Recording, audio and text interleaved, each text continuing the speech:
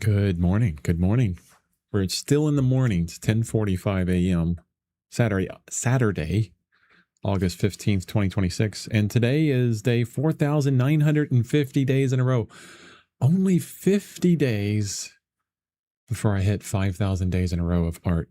I'm super excited about that. I will always talk about that because, yeah, I'm tooting my own horn, definitely, but worked really hard over the years to get that going and to sustain the daily art practice. So I'm proud of myself, which is really good. And today we're going to be talking about mixing and matching colors, which is a topic that comes up all the time when I talk about oil painting, palettes, colors, what paint to choose, blah, blah, blah. Like all that stuff kind of comes in together. And I did a stream once before where I was trying to go over my process for mixing and matching color. Which is most of the time a very internal process because, after decades of painting, 14 years, in succession, I painted before my big hiatus, right? Before I started the daily art thing. But after that amount of time of doing this, you get to a point where it's just kind of like it's internal. Like you don't think about it as much, right? You're not totally cognizant of what you're doing. And that's what we want to do. I mean, this is the idea of learning. You want to learn so well that you push it back in the back of your head so that when you're actually creating, it just happens. But the cool thing about teaching or learning how to teach is I get to kind of resurface a lot of what I'm thinking about, that internal stuff, and get more clarity on it for myself. So it's going to be good. Krista, hi Chris. And yes, you should toot your own horn. I'll be in and out so much adulting today. I just don't want to. Yeah, totally. Hey Michael, welcome. Welcome guys. Adulting is not so fun. I'd like to be a kid. Not a lot of responsibilities. My whole life would be great. Okay. I'm going to jump right into it. This is going to be a bit meandering, okay, because I want to let you guys in on the process as well of me unearthing this. And the impetus for this is on one of my mentorship calls yesterday, which I do one-on-one mentorship. Check out my website, chrisbevan.com, if you're interested in that, which I'm going to be raising the prices on that very soon. As soon as I figure out how to raise the price on it for new subscriptions of mentors and keep the price for the current mentees. So if you want to jump into it, maybe right now is the best time so you can get it at $50 a month. Because I have 4 people and it's 2 hours once a week. I don't want it to get too full, so I'm going to raise the price on that. But I was talking to one of my mentorships yesterday, and they had asked about mixing color, and I went through it with them, and I was like, you know what? I have a bit more clarity on this, so let's approach it again. Let's talk about it again, because this is something we do over and over and over again when we're painting, right? It's going to be a repetitive process regardless. So I have no problem repeating stuff, Yeah, if I could do the color mixing 50 times over, within the next few years, the 50th one is going to be more clear than anything else, right? Okay, I'm going to switch some windows up on my computer because I'm looking at my computer, which is right down here, and I have my notes up there. Okay, so matching any color, and we're going to be working on this painting while I'm going through this because I need to match some colors as well. Hey, welcome, Chris. Thank you for showing up, for being here. I appreciate it. So we're going to be looking at this image. Yes, it's moving. That's part of kind of the, not narrative, but the process for this image. But it's okay. We can still see and match a bunch of things. Probably what I'll be doing most is looking at, oh, wow, I got paint on me. Time to get the baby wipe out. I got my palette all cleaned up with baby wipes. I've been using these like crazy, guys. Thank you so much for turning me on to baby wipes. So most of the time on this, I'm going to be matching the colors that are already down and getting something close to it. And it's going to be over and over again, even on this stream. I'll go through the process and it's 5 steps. That's it. 5, it's like there's only 3 steps, but it's like simple, but not easy. There's still a lot of information within those steps. Okay. And probably a lot of questions. So please interrupt me throughout this whole stream because I want your questions. I want you to adjust my thinking. I want your input on this. And yes, I'll be talking about several different things as I go through. By the way, I picked up a few brushes. This is let me go back to this guy right here. This is a Utrecht brush off of dickblick.com. Number 6, white nylon sable, number 232. I really like these. Really cool. They're matching very well with these really cheap Artsmith brushes that I can't find a replacement for because they're gone. So fairly inexpensive, but I'm liking those a lot.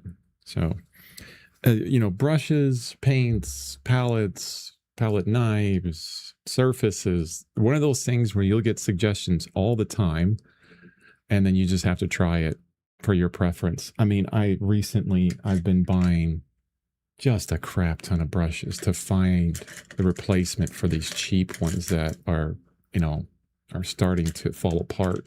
So I have a ton of different brushes, and a lot of them I purchased and I'll never use them again. So when I mention any materials on this stream, just have that kind of caveat in your mind. Like, do I really need that? Is it going to make me a better painter? No, it's just all about preference there. Okay. So here's the process for color mixing. I'm going to start with, because I'm working on this hand here, and yes, there's a lot of colors in here that are different from the image. At least they pop in and out. Like if we watch this moving image, you'll see edges of this like super crazy green or yellow or pink that kind of pops up. And I'll throw some of those down because this is more about expressiveness than exactness within this painting. But still, color matching is going to happen. Color matching is going to happen. We'll start with a very simple one because I want to work on this finger here, right here. I want to get that in line. Like yesterday, we were talking a lot about drawing and everything. And the very first thing that I think about when I'm looking at what I want to paint is hue. Hue, H-U-E. What is hue? Well, hue is the name of the color. Red, yellow, blue, violet, red, violet, etc. And I like this color wheel because we'll look at that as well. We got red, violet, violet, blue, blue, green, green, yellow, yellow, orange, red, orange. And that's that whole color wheel. And of course, there's a million other names for colors. I always like, it's fun. Go to your hardware store and look at all the colors, and what they name them is so much fun. Like my favorite one was like puppy paws. Like, really? Who's puppy? Who's paws? But it was like a brownish color. They called it puppy paws. That's the hue of that color, at least how they name it. So I'm looking at this finger here, and it's in sunlight. It's a very light white, but with a little bit of yellow in it. So that's what we're going to start with, okay? And naming that is super important. It could be simple, like if we're doing the background, green. If we're doing like the sky, blue. If we're doing like the shirt, purple. It could be a very simple color, red, orange, something like that. But we start with the hue. We name it. We get into the ballpark, right? Probably the city, not exactly the ballpark, but we're in the city, the area. So a very light white with maybe a little bit of yellow in it, something like that. We can even just say white, okay? And the next thing we go into is saturation. Number 1, hue. Number 2, saturation. So when I'm looking at this, it's direct sunlight. I'm going to say it's very saturated. So I'm going to pick out the white that I said with the hue and like a little bit of yellow because it's like got this like yellowish kind of tinge to it. And right away, we're faced with a choice, okay?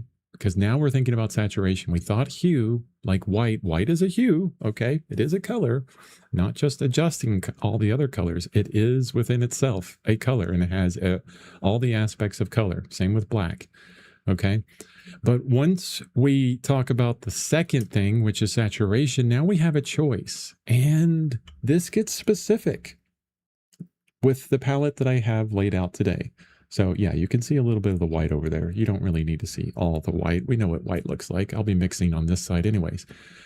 The palette that I'm using today is a split primary palette with white and black. It is a really big palette. Honestly, you could go really huge. You could do like Richard Schmid and have like 12 colors. This is 1, 2, 3, 4, 5, 6, 7, 8 colors on here. That's a lot of colors to deal with. A lot of choices to make. Welcome, Dennis. I'm doing well. Thank you.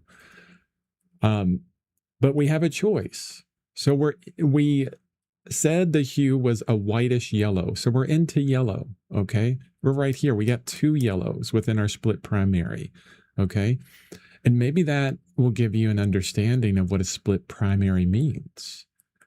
We have yellow, we have red, and we have blue.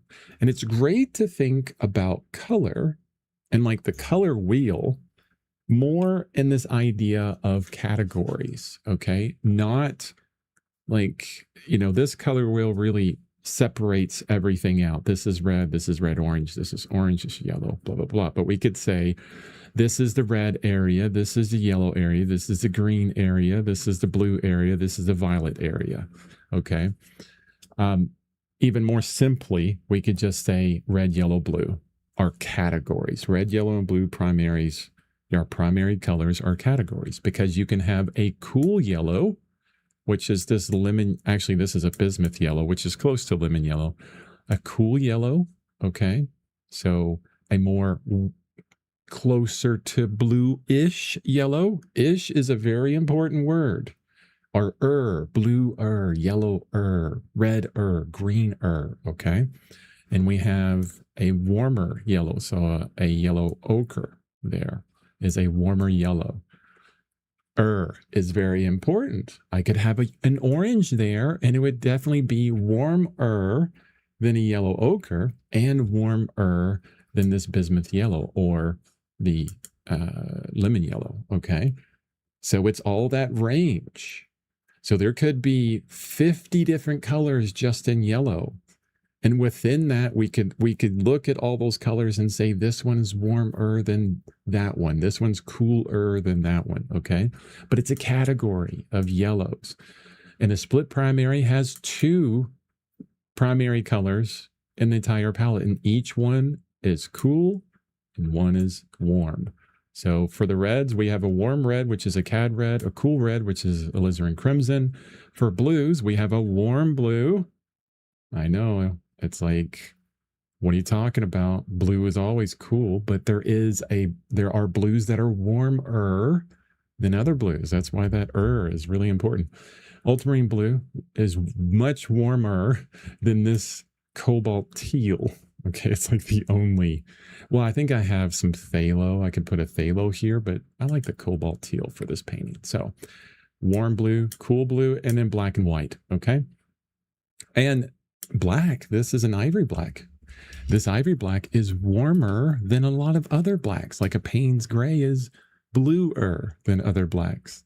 Same thing with white. You could get titanium white is bluer than all the other whites. You get a flake white, it's warmer, right? Or a zinc white is a little bit warmer, right? There's always that indication. We're talking about temperature within that, but we'll come back to temperature. And the reason why it's important when we're talking about these categories in saturation, which is number 2, first was hue. We said this is a yellowish white. And that second thing we need to think about, how saturated is that yellowish white? This helps us out with this choice.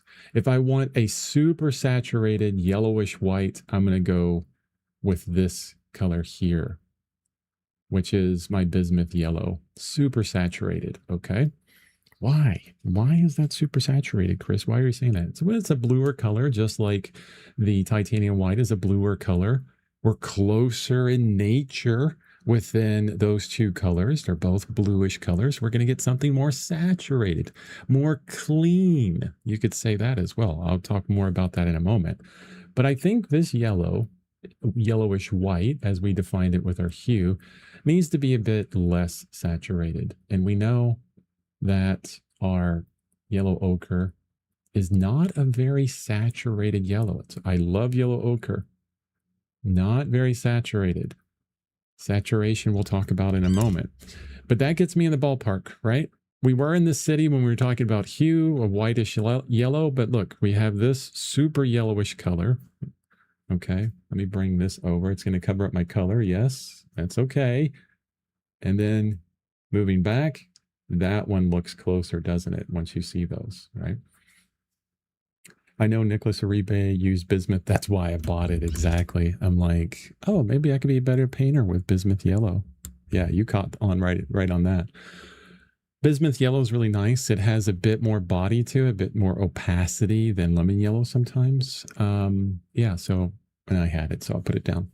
What's the difference between that and the others? The difference between bismuth yellow and the lemon yellow. The bismuth yellow, and it depends on brands too, right? Because I have a lemon yellow. Let's put that out. This is Lemon Yellow Hue by Phoenix Artist Oils. Okay. And you'll barely see a difference on this. I'm going to put this out right here. Bam.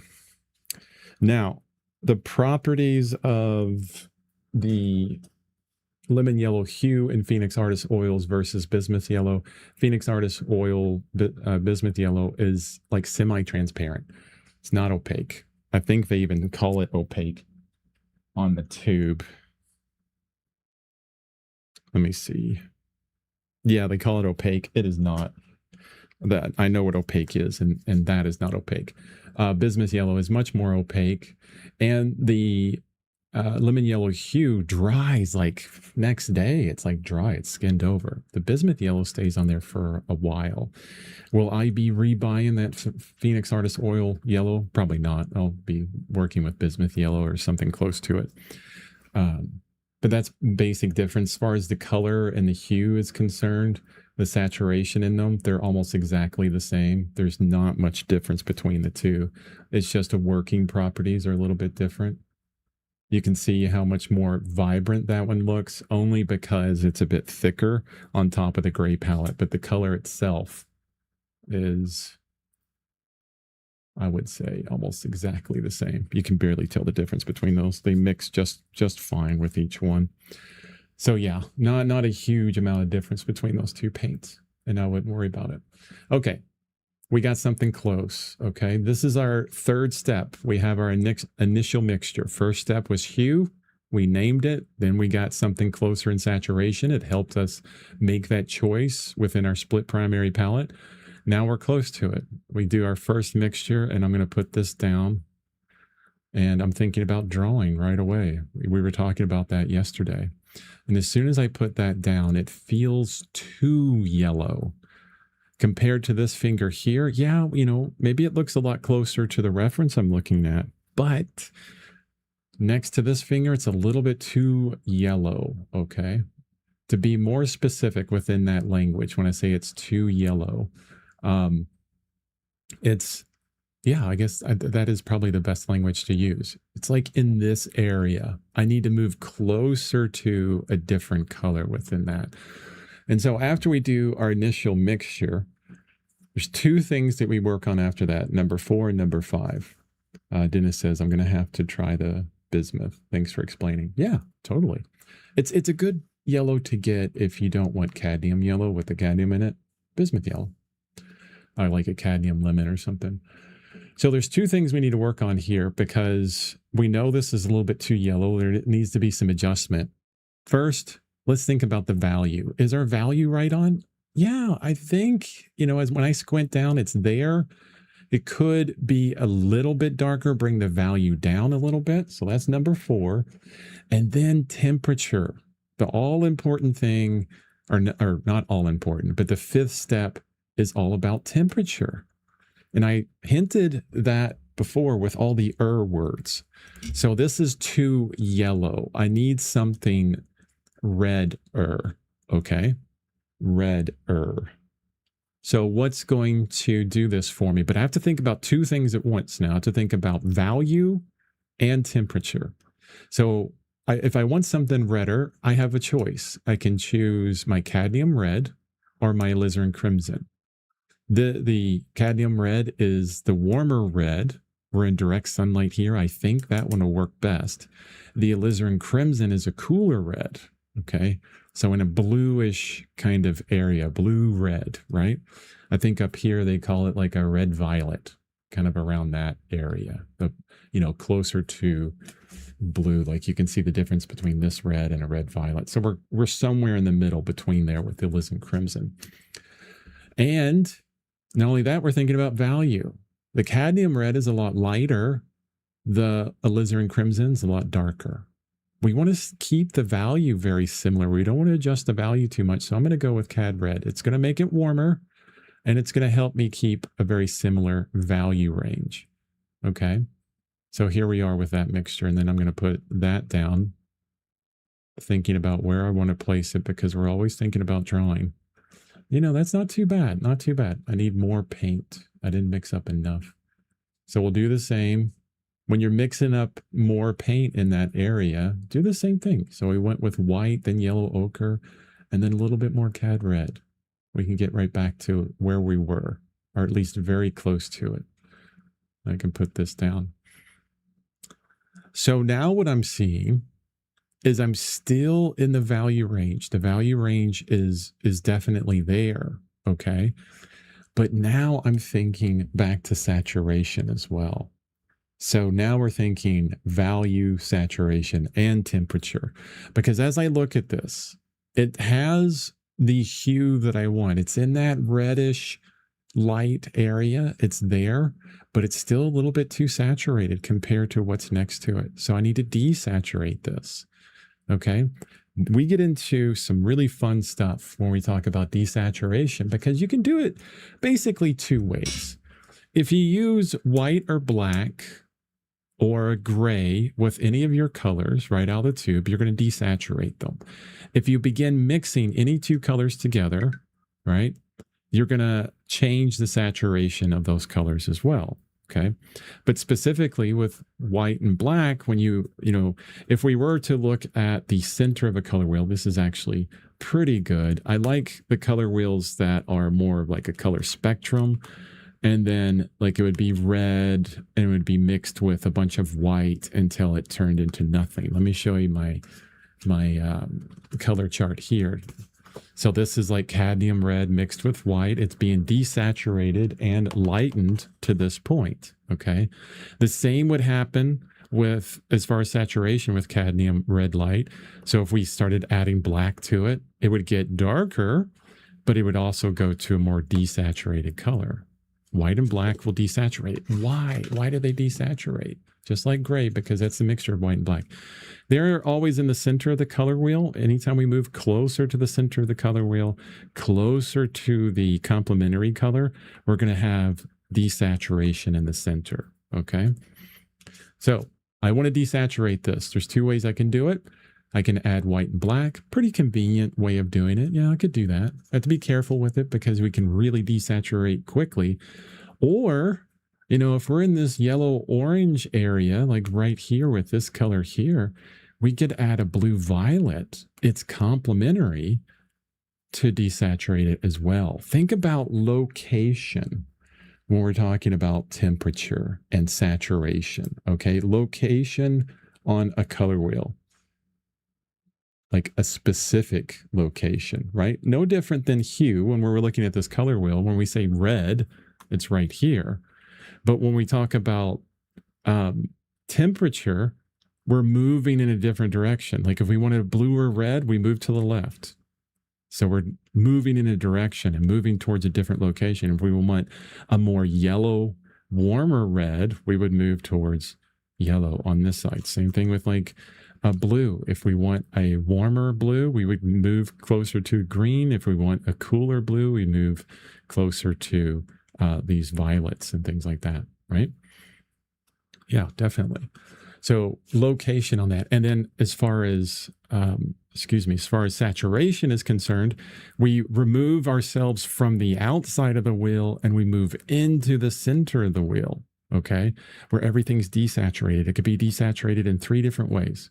It could go to black, it could go to white, or it could go to gray. Everything desaturates. The closer we move to the center of the wheel, the less saturation happens. And so if we're talking about this yellow-orange here, and we want to go right across the wheel for blue-violet, what we're doing, if we add blue-violet to that yellow-orange, it's like a black hole. It's pulling it towards the center of this color wheel where the desaturation is. So adding white, black, or gray to get to the center, or add the complementary to pull it to the center. Either way, we can do it. I like adding something like a blue-violet to it to desaturate it. So do we have like a blue-violet around here? Well, we have a blue and we have alizarin crimson, something in between those, right? Now, I want you to notice this. I'm going to add a blue. I'm going to add it right here. I'm not right in the center of that color mixture, number 1. Oof, that alizarin crimson really killed it. Like just really, it's a very high tinting strength color. So I have to kind of bring it back a little bit. Just needed a tiny tap of that. So see how we desaturated that? And I didn't go right in the center of that color mixture, right? And it's desaturated. Also notice this. How many colors have we used to make this color here where we're getting close to what we want? We used white, we used yellow ochre, we used cadmium red, we used alizarin crimson, and we used blue, all in different measurements, right? The more colors that we mix together, white and black included, it will always go to a less clean, more muddy, less saturated colors. Okay, so less clean, muddy, and desaturation or neutralization. All those names, all those words mean the same thing. And they mean the same thing as far as location on the color wheel. Desaturating means we're going to the center. Less clean means we're going to the center of the color wheel. Okay. What was the other ones? Neutralizing, we're going to the center of the color wheel. Okay. The more colors we add, it will always bring you closer and closer to desaturation. And that is a good thing. If you look on the internet, it's everywhere. They're going to, it's all about how clean can the color get?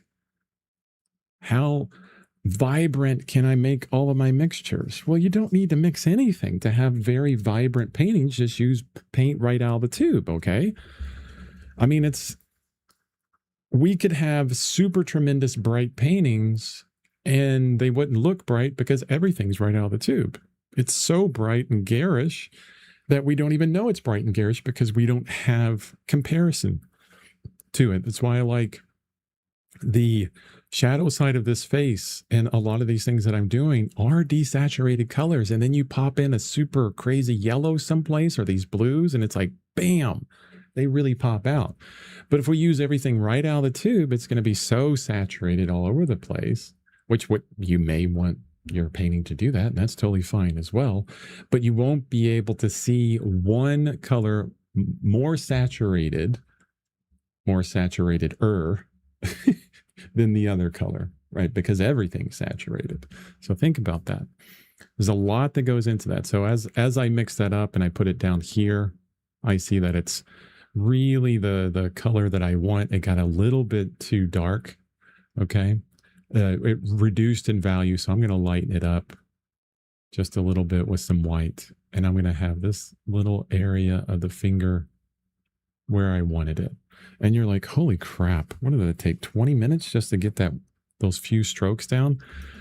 You've seen me paint before on here, and like that thing goes so quickly, like poof, poof, poof. Like, but the more you do it, the more we run through this process. I'm telling you, at first you're like, this takes forever. But eventually it goes to the back of your head, and you're making those mixtures, and you're grabbing like that exact color you want to match super quickly. It's so fun. Like I'm mixing paint in front of other artists, and they're like, wow, you arrived at that really quick. And it's just because I do that in my head. It's the same thing over and over again, but I've done it so much that I know it. I know it really well. Red, alizarin, less alizarin. I always need a little bit less alizarin.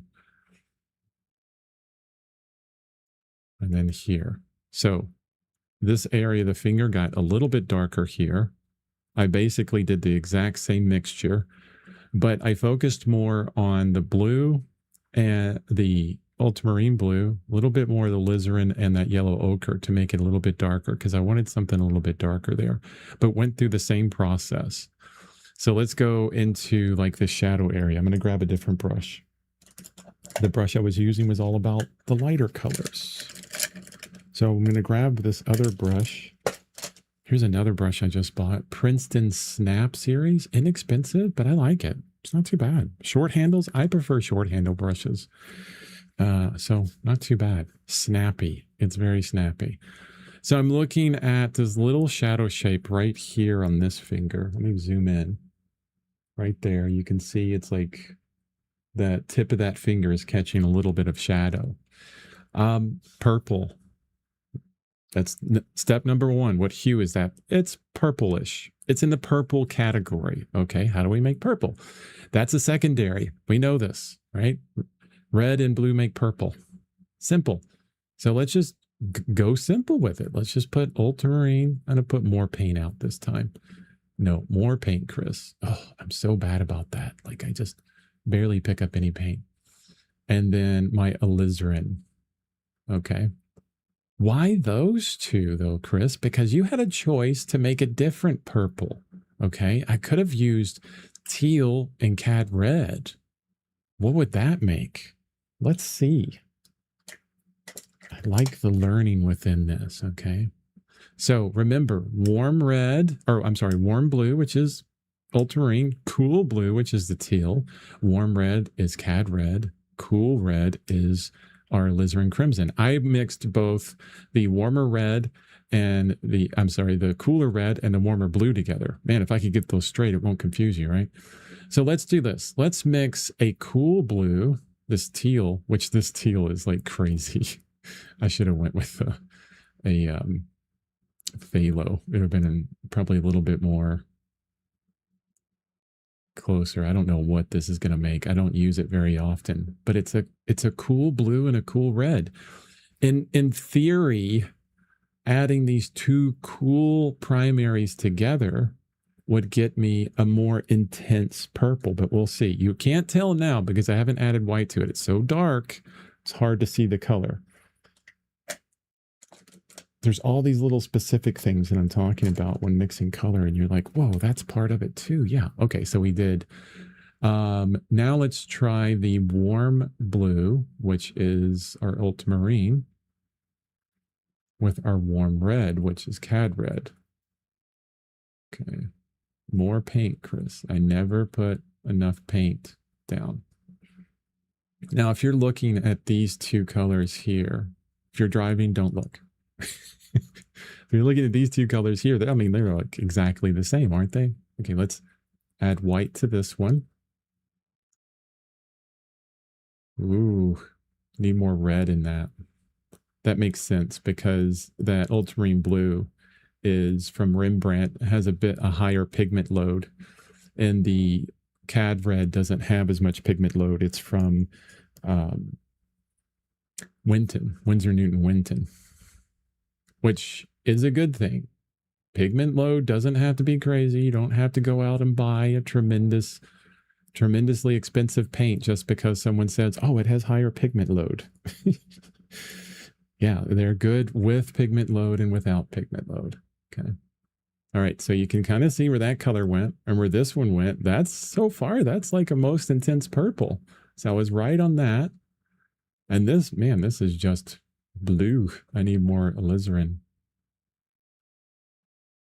to make that more of a purple and more white. Sometimes you'll deal with these darker colors, okay? These darker colors, and you have to add white to them just to see them. Okay, so let's go through it. This color here is ultramarine blue with alizarin, and it made that kind of purple. That's one choice we could make. And then I added the cooler blue, which is our cobalt teal with the alizarin crimson. I got this purple. Okay, I bet you if I added in, trying to keep all these brushes straight, if I added in a little bit more white to bring up the value on this purple to be closer to the other purple, we might see, yeah, how different those are, or how close they are as well. Same thing with the other one, a little bit more white to bring that up. So ultramarine blue and alizarin, teal with cad red, and then this is ultramarine with cad red. I still need more cad red to get a purple here. There we go. So you can see how different all three of those purples are. What is the most saturated purple? This one here. Exactly what I said. Where it was the bluest blue, or the coolest blue and the coolest red, right? Made the most saturated color. Why is that? Because we're closer in temperature, okay? We're in the cool family. We're in the warmer family of these two colors. And so because they're, and that would make them closer together in some, within the color wheel. So we're like this blue-green right in here with this teal, okay? Like right in there with that cobalt teal. And then the red-violet is right here, which is alizarin crimson. So we're right around there. So this is where they're located. Remember, I'm talking about location on the color wheel, okay? Within those. Now, the other ones, ultramarine blue, okay? Actually, ultramarine blue is there with our, what did I mix that with? So it was ultramarine blue with the alizarin, which is right around there. Actually, those are closer, but it's a more kind of grayish thing. It's not as intense. So that's pretty interesting how that's not as intense. And then the teal with the red. So teal with the red, which is farther away. And that's definitely the least saturated of all three of these. So the other ones were closer, more saturated. The other one was further away on the color wheel, least saturated. If that makes sense. Hopefully that makes sense.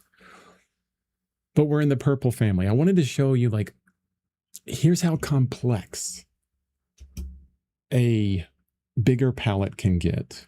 If we're looking at like the Zorn palette, just 4 colors, white, cad red, yellow ochre, and a black. Very harmonious, very simple, only a few colors to deal with. It's not a split primary where you have 50 different choices, right? You have all these different mixtures just to make 3 different purples. Which purple will work? The only way to understand that is by doing it multiple times over and over and over again. Can you reach almost every color in the planet? Oh, yes, you can. Especially with a split primary. You can definitely reach all of your colors a lot faster with that. Not faster, sorry, but you have a bigger gamut of color. Like if we're looking at a color wheel, so imagine this is a full color spectrum. Like we could see all the variation of color that goes all the way to the center around here. With a split primary, we almost have everything. The gamut is the entire wheel, like every color on the planet almost. But if we have like the Zorn palette, there's a limitation. We have this a smaller gamut. Do you see any blues in here? No, there's no blues. That's the most purple thing we can get. There's our pink. We can get that because we have an accent color. But what about greens? Like there's no greens in here. So it's a limitation, but the limitations also bring harmony and ease of use. So we always want to have a palette, like usually a lot of us say at the very beginning, I want a palette that can make any color on the planet. That is great. It's good sometimes, but it's also very difficult to deal with. So this is the purple that I'm going to pick. So we we identified the hue for that shadow as this kind of purplish color. What's our next step? Well, that's our next initial mixture, was this kind of purple. I like this one because I think it has the correct saturation. It's the least saturated color. Okay. But now the step number 4, right? So step number 1, hue, purple, pick the one with the least saturation. That's step number 2, saturation. Make the initial mixture, which we already did. And then now value and temperature. If I put this down, I know right away, this is too dark. You know, I can tell. Like that's way down here, darkness. It's way too dark, right? So the value needs to come down, definitely. I'm going to choose white to bring the value down. When we're talking about value, we can use everything to bring the value down, okay? But wait, maybe white won't be good, okay? Maybe, because we're in a purple, if we want to desaturate this even more, you know, okay, then we want to bring the value down. So we're right around here in this kind of blue-violet looking thing, yellow-orange. Guess what? We have something like a yellow-orange, which is our yellow ochre. Not only will this bring the value up a little bit, because it's a little bit lighter than that, but it's also going to desaturate. Remember I talked about this. If you mix a complementary across the color wheel, you're going to desaturate. See how far apart those are? Desaturation. If they're really close together, it's going to be super saturated. The best way to describe this is with this green I can make, as far as like closeness on the color wheel and saturation is concerned. I want to get a different brush that I'm not going to be using for much of anything else in this painting right now. What I'm trying to do is like prevent myself from having to clean too many brushes. But come on, Chris, you're going to have to clean the brushes anyways, right? Definitely. So split primary, we can make awesome greens because we have that yellow, this yellow, and those blues. We can do some really interesting greens. If I wanted the most saturated green, this super green here, I'm going to pick 2 things, okay, because I don't have a green here. I'm going to pick the yellow and the blue that are closest together on the color wheel, which would be this yellow, my bismuth yellow, and my blue-green. Super close, right? And that's going to be the most saturated yellow. I already have the bismuth yellow right here, so look at this yellow. Oh my, or this green. It's like crazy saturation. Off the chart saturation. And it's right there. Now, if I start separating my 2 color choices from themselves on the color wheel, let's say we do our yellow ochre, which is kind of like a yellow orange. It does have a little bit of white in it, and our ultramarine blue. Okay, those are really far apart. Show you what those look like. Yellow ochre and ultramarine blue. It's going to be darker as well because we're using this darker blue.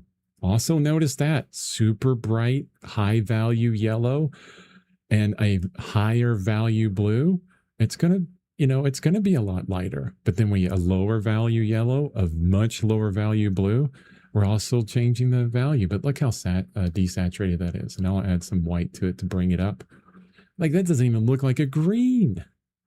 It's like a gray almost. Isn't that cool? So further away from the color wheel in location, less saturation. Let's see what happens when we do ultramarine blue with our super bright light yellow over here.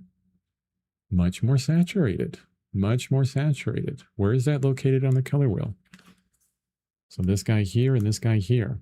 You know, it's just one step away, but more saturated. You can see that. We still have another mixture we can make. We can make 4 with all of these. I could make a 4th purple if I wanted to. So we had the teal, or the cobalt teal, and one of these yellows. This, you know, lemon yellow. I'll just call them both lemon yellow or bismuth yellow. It's about the same. And then we did our 2 like warm blue, warm yellow now, and then the ultramarine blue with that. So now let's do teal with our yellow ochre. So this is our blue green with our yellow orange. Okay, and where are they located? So it's right here and right there, like those steps away from each other. My guess, because, okay, I'm going to guess on this first. We're blue, green here. Okay. And yellow, orange there. It's not too far away from this desaturated thing, which is our yellow, orange, and this blue. So I think because it just comes together a little bit closer, I think we're going to get a green that's a little bit more saturated than that, but not as saturated as this one because they're just a little bit closer on their color wheel, not as much. Ooh, interesting. A little bit more yellow there. Yeah, we're super close. Look, we're very close to that third mixture we did. Remember well, I'm trying to remember what that third mixture was. That was the ultramarine blue and the bismuth right there. But then, so the ultramarine blue and the bismuth there. So let's say, we have 3 in between, and then we just shifted once. Bink. That's right. I forgot it was like that yellow, not the yellow orange. So I was wrong. So we were here on the color wheel, then we went just 1 over. So still the same distance on the color wheel. It makes sense that we make the same exact green. See how location is so important once we can look. Once we can, I was reading your comment, Michael, you can swap your brush with baby wipes. I do that with my palette, or I'm sorry, my napkin. It does just as good. I wanted to keep them as clean as possible in some of these mixtures, but I hesitate to do it with baby wipes because there's a little bit of soap in there. Although I was just talking with a friend of mine yesterday, and he was talking about, like, he was in China painting and he didn't have any solvents or anything like that. And he wanted to get like a washy start within his paintings. And so he went to like a restaurant. He said, "Hey, can I get some soap?" And he started his painting in soap, like with oil paint and soap to get like that solvent like mixture. Okay. And then finished the painting. He's like, "Yeah, I still got it today. It's been like 10 years. No problem with the painting whatsoever." Interesting. So maybe I shouldn't care about the baby wipes, with a little bit of soap in there. Everyone's mileage may vary on that. A little bit of soap in your painting, no problem. It'll still adhere. Anyway, just having fun with those greens there. Let's go back to our purple. So we were right here with this purple. I desaturated it a lot. And I put that down. It's way too dark. So the value is too dark. We're at step 4 with value. What about temperature? It's so dark, I can't really tell. Okay, so I'm going to lighten it up. And I tried lightening it up with the yellow ochre. It didn't lighten it up enough. I could go for the lemon yellow, but you know what? I want to cool it off a little bit more, so I'm going to go with white. Remember, or not remember, I would say if you're using titanium white, think of it as like a bluish white. Okay, it is. It's more blue than any other white out there. Okay. And it's more blue than any other color we have on this palette. It's the lightest thing on our palette. It's more blue than anything on our palette. Okay. Same thing with ivory black. It's not the most blue thing on our palette. It's the most darkest thing on our palette. But for comparison, it's bluer than both of my yellows. It's bluer than both of my reds. And it's warmer than both of my blues. Hopefully, all of this talk is making a lot of sense. Still too dark. Totally fine. Lighten it up a little bit with more white. And I feel like after I put that on there, I'm still into value and temperature, so a little bit lighter, warmer. I want it warmer, but warmer on the reddish, the warmer red end, not the cooler red. So not alizarin, but cad red. So lighter and warmer. Yeah, and that's where I'm at. That's where I want it. Could be a little bit lighter and maybe a little bit more warmer. So a little bit more white, a little bit more cad red.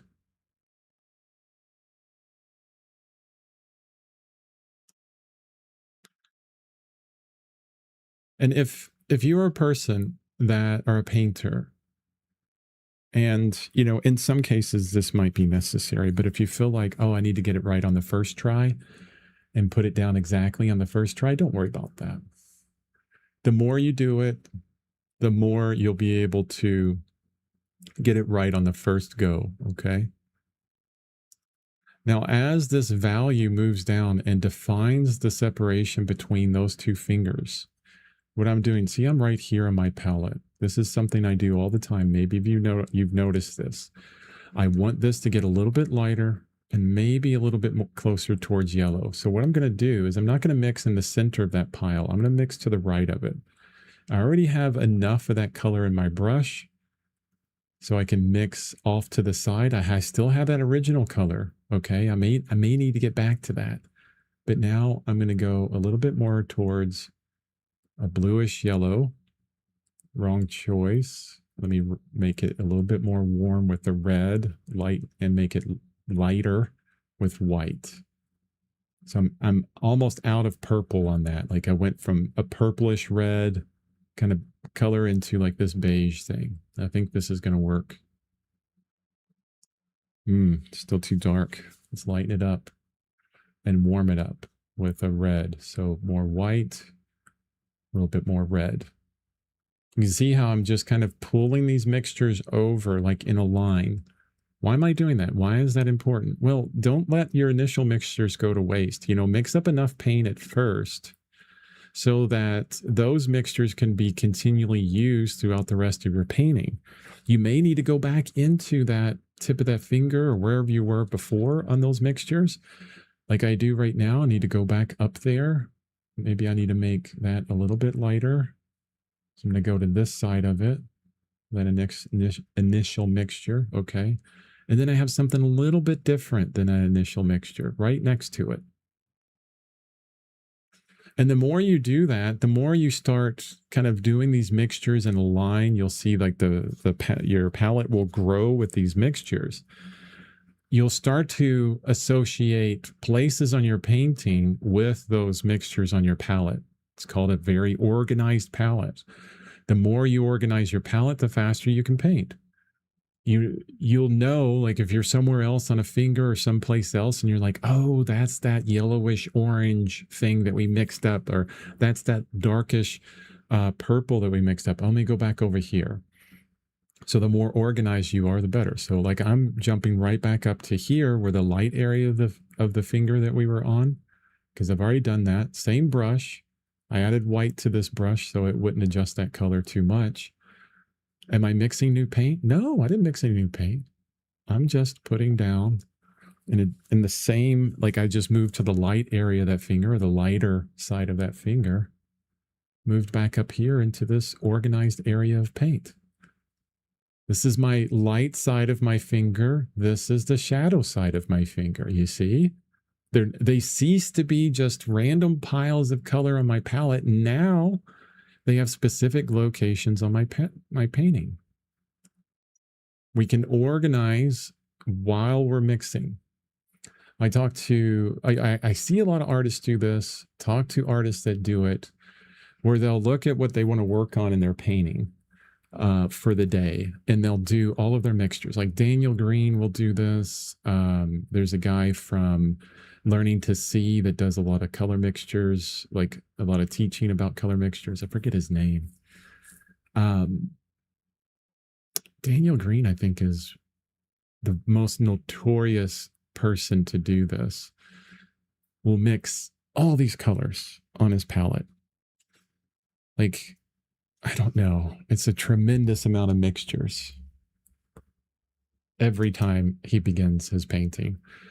And it's an arduous process. It's like, let me spend an hour plus mixing on my palette before I even start the painting.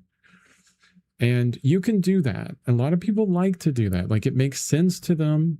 It feels right within their brain. That's totally cool. But the one thing I would caution you on that is it really kind of kills motivation to start painting because you're like, oh, I can't, I only have 30 minutes to paint today.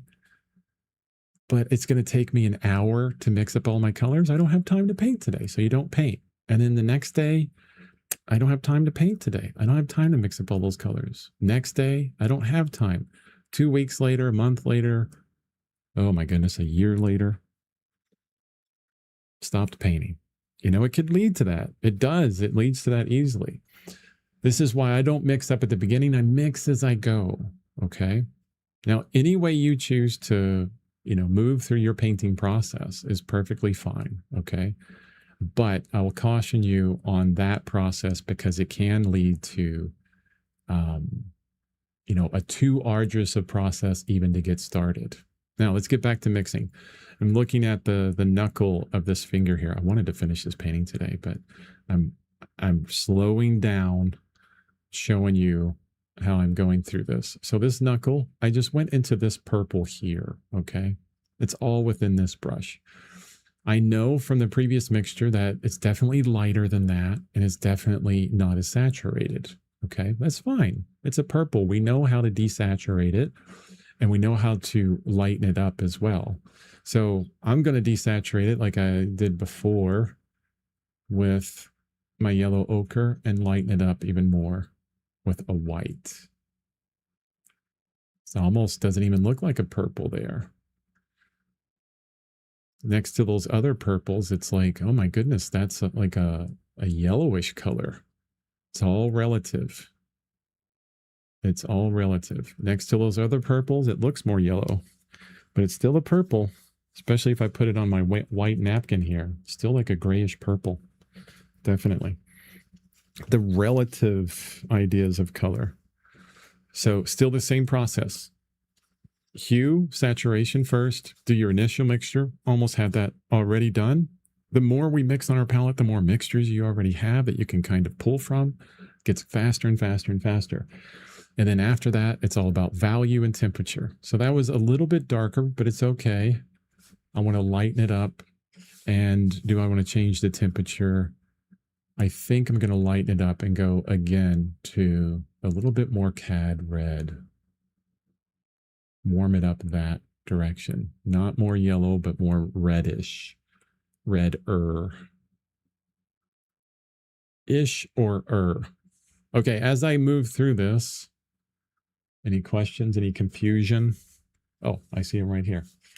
I got this old plastic palette, not big enough. What do you use? Glass. So this is a piece of really inexpensive, cheap glass from a hardware store. 8x10, I think it is.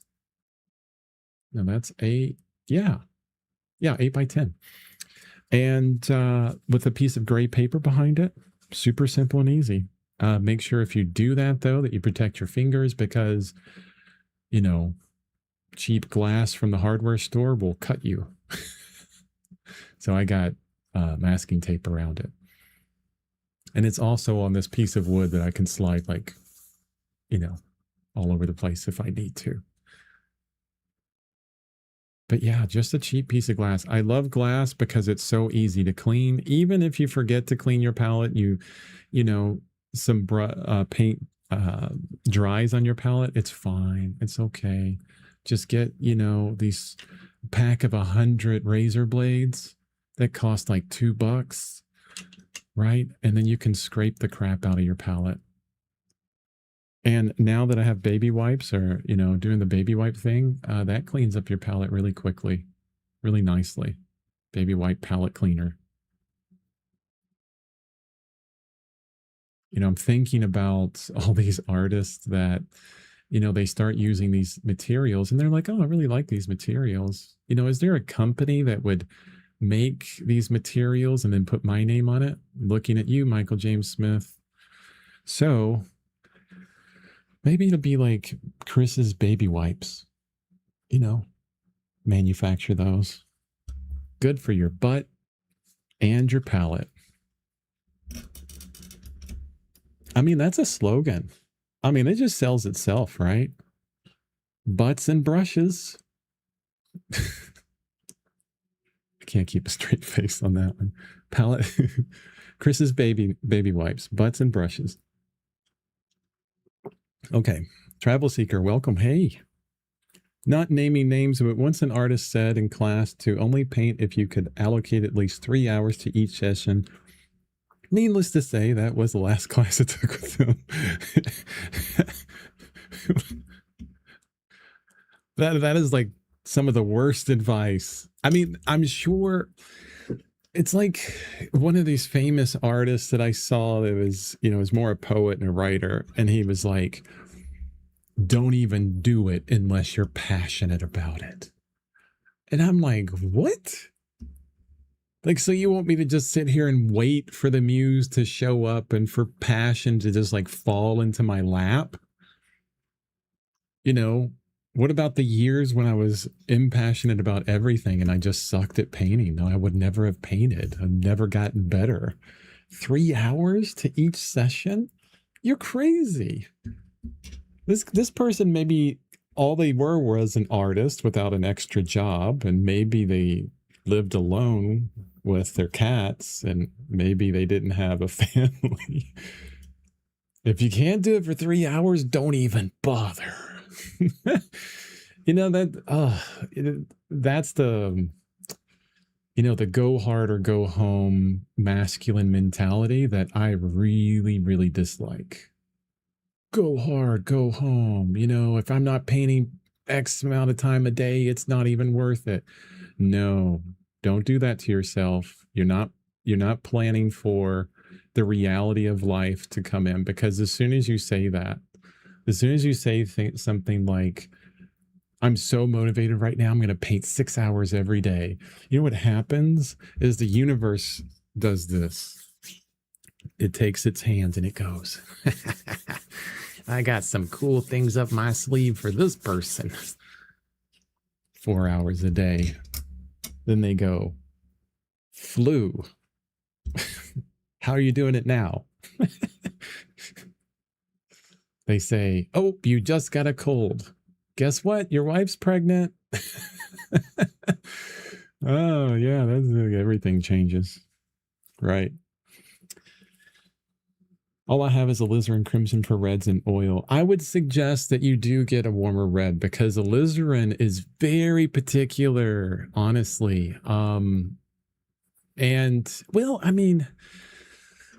You can do a lot with alizarin. It's in its certain area, right? Like, for example, we could have a Zorn palette just like this, very limited palette, and I could replace cadmium red light with alizarin crimson. And what would that do?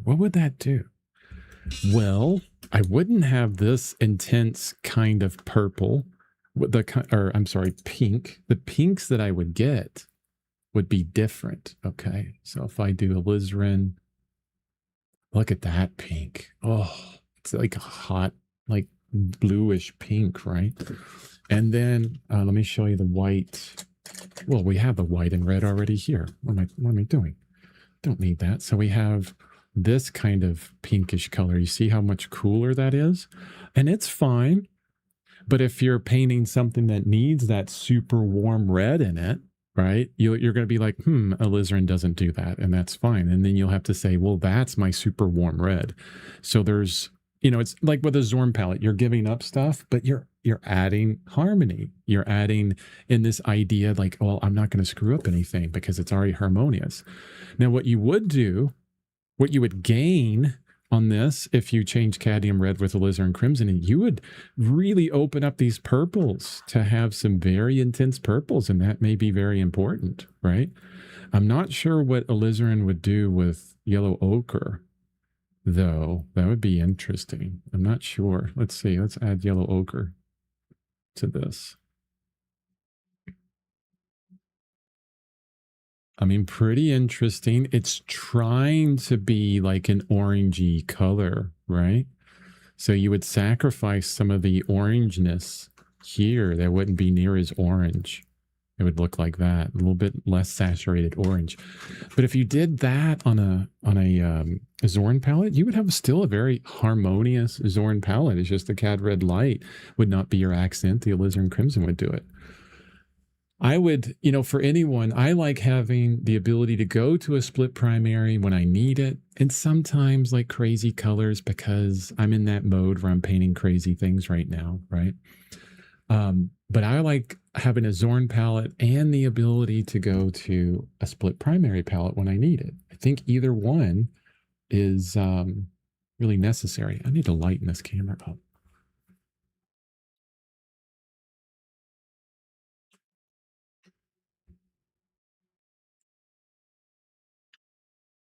It's like I turned the lights on, sort of. That's closer. That is definitely closer to what I'm doing. I wonder if is my face in the way of some mixtures and I didn't realize it? No, there. No, I'm staying away from that area. Okay. May have to mix some acrylics with oil. No. Okay, Chris. I'm not sure if you're joking on that or if you're serious. That sounds like sarcasm to me. I'm going to assume maybe. No, I don't like assuming. Assuming's terrible. I could make an ass of myself. But I just want to say this. You may already know this, and I totally missed the sarcasm of it. But never, ever, ever, ever mix acrylics and oil. They cannot mix. They're in two, or watercolor and oil, or gouache and oil, or casein and oil. No, those are separate. They should always be separate. So if you didn't know that, hopefully you know it now. If you did know that, I'm sorry. I missed the joke. Yeah, don't mix acrylics with your oil. But you can do this. You can start a painting out in acrylic, wait for it to dry, and then do oils over top, and then do like some glazing or thin layers of oils over your acrylic paint and adjust those colors that way. That's a possibility too. But that's oil and water, right? They don't mix. They don't mix well at all.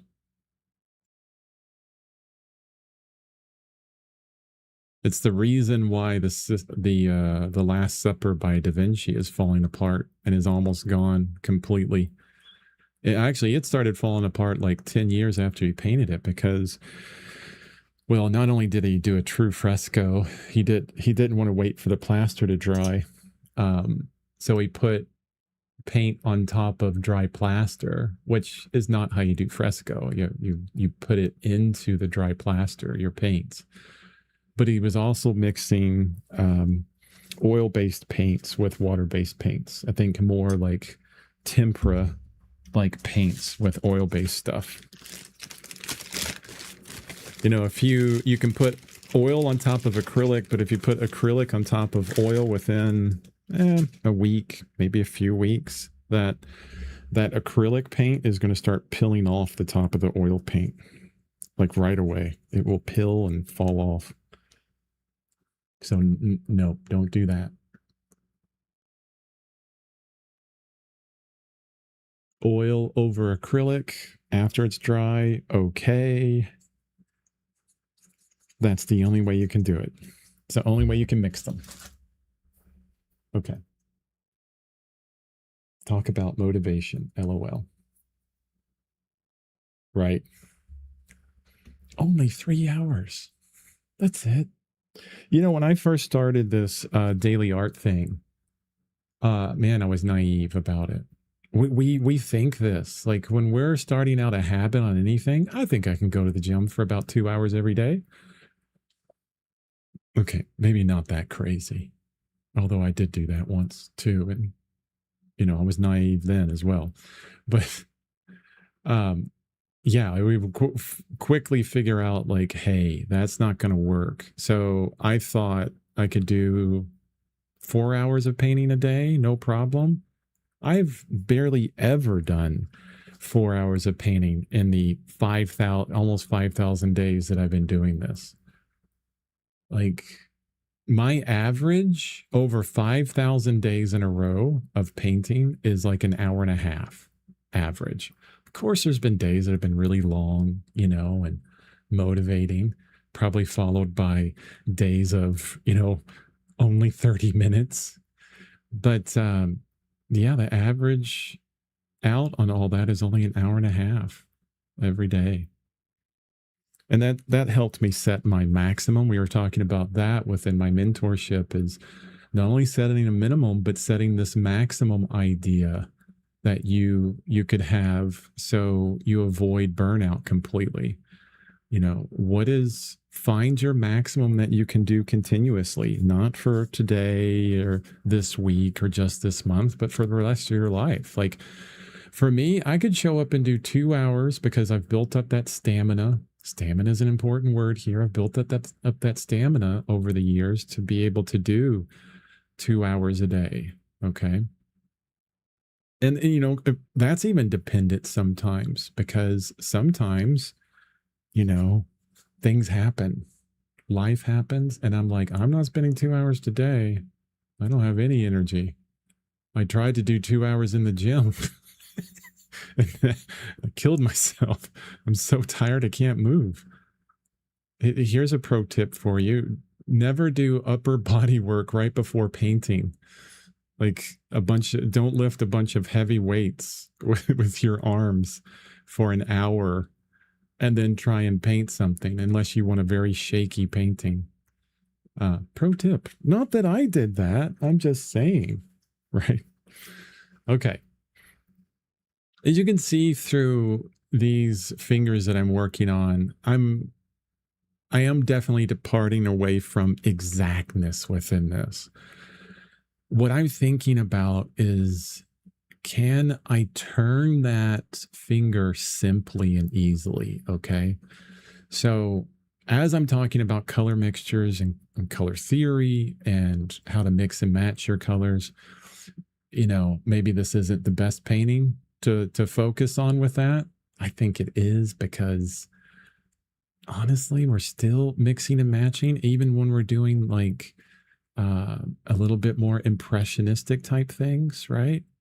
I'm not trying to be naturalistic any longer with this, not trying to be exact or photorealistic, but I'm still doing that mixing and matching. It's still happening, still getting close to what I want, and putting it down simply. Okay. So that as my little caveat within this. Whenever you do, online, sharing your process and stuff, like it comes in, like everyone tends to have a little bit of fear within that. What is someone going to think? And I'm always trying to get ahead of a lot of some of that thinking. So the guy's doing an abstract painting and trying to tell me how to mix colors. That's what I'm thinking in my head. Like, okay, we can still learn how to mix and match exactly. Subject doesn't play a big role within that, honestly. Subject matter and how the paint is applied.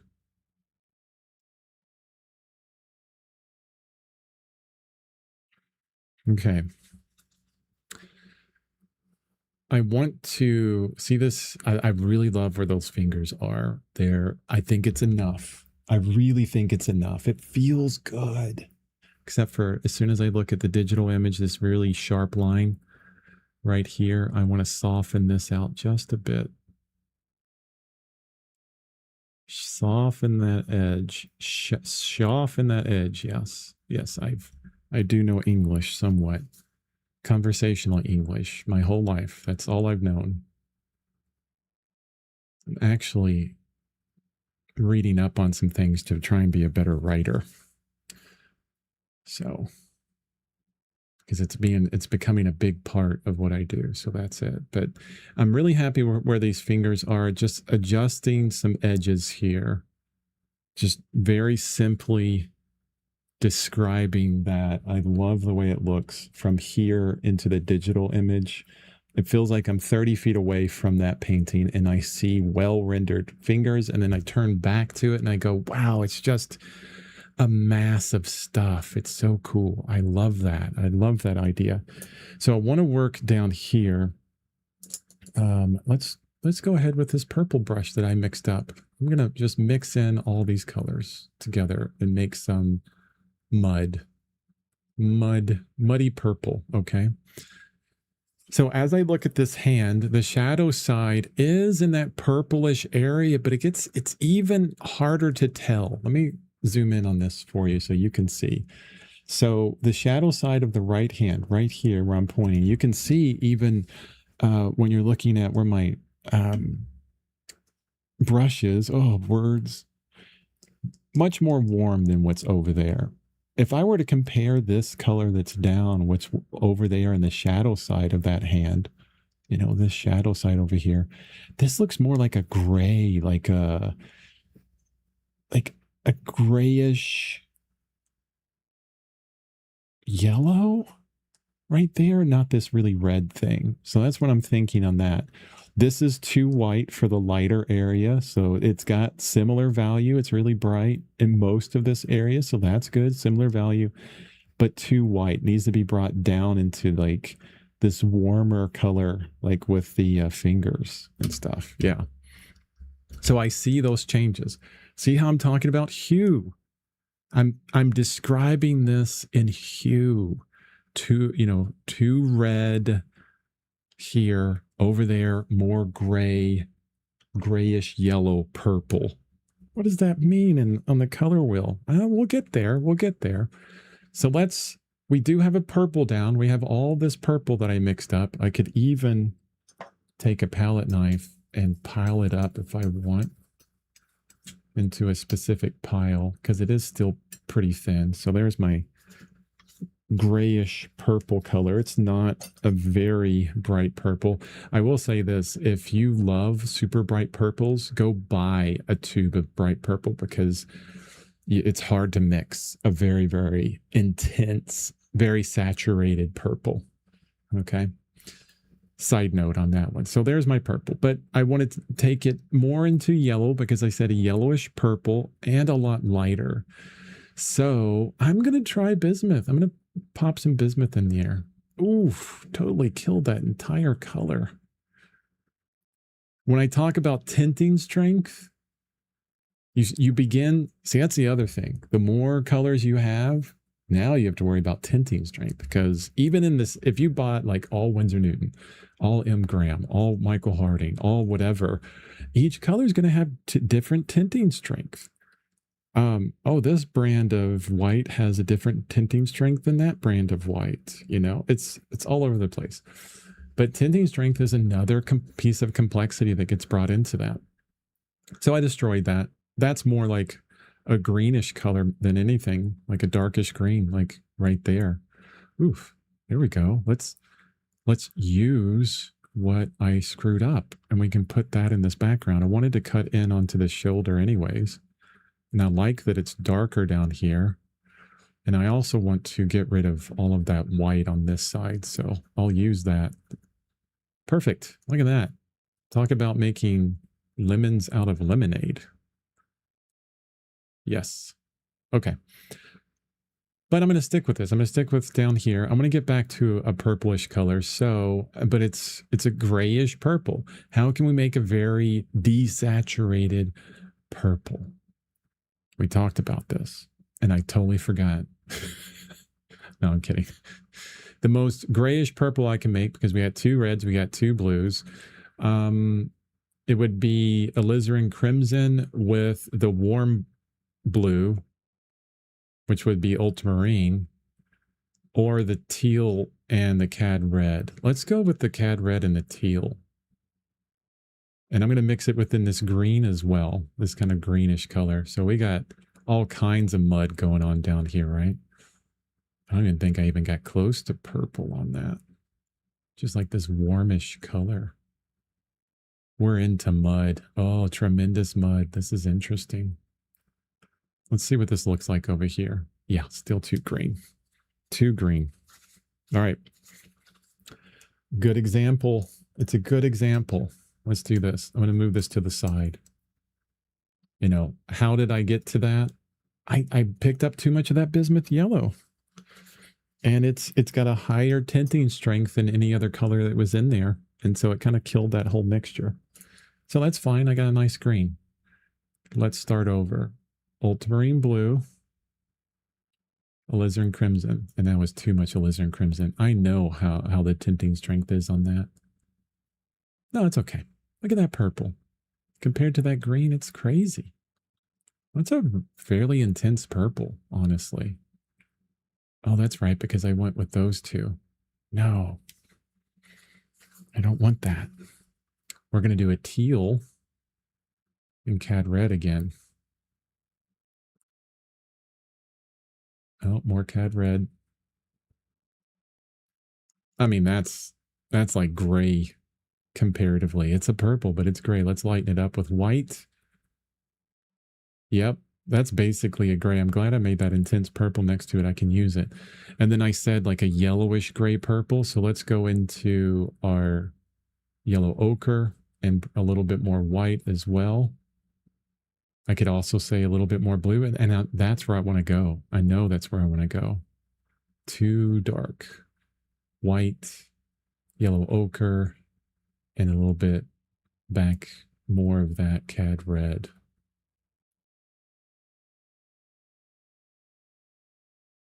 Hue first. First thing you say, is it saturated or desaturated? Make your initial mixture, test it, then think about value. Once you get your value on, you think it's close, think about temperature, okay? Is saturated the same as or similar to transparent? No. Two different things. Saturation is talking about color, like on Color Wheel, you know, the color theory of things, how it looks, how the reflected light reflects off of something and hits your eye. Saturation talks more, transparency talks more about like chemical makeup more than anything, properties of the paint themselves, like the physical properties, not light bouncing off of the object, let's say the paint pigment, but more about the physical paint pigment itself. Specifically, how much is it, or how much of that physical paint pigment is there, versus like oil or medium around it to cause transparency. For example, this is very purple here, and this is very purple here. This is opaque because I can't see the gray through it. This is more transparent. I can begin to see the gray through it. The same when I was talking about the difference between these two bismuth yellows. The bismuth yellow, which is this one. Okay, I'm putting that on pretty thick. This is an opaque paint, right? Very opaque, not transparent. But this,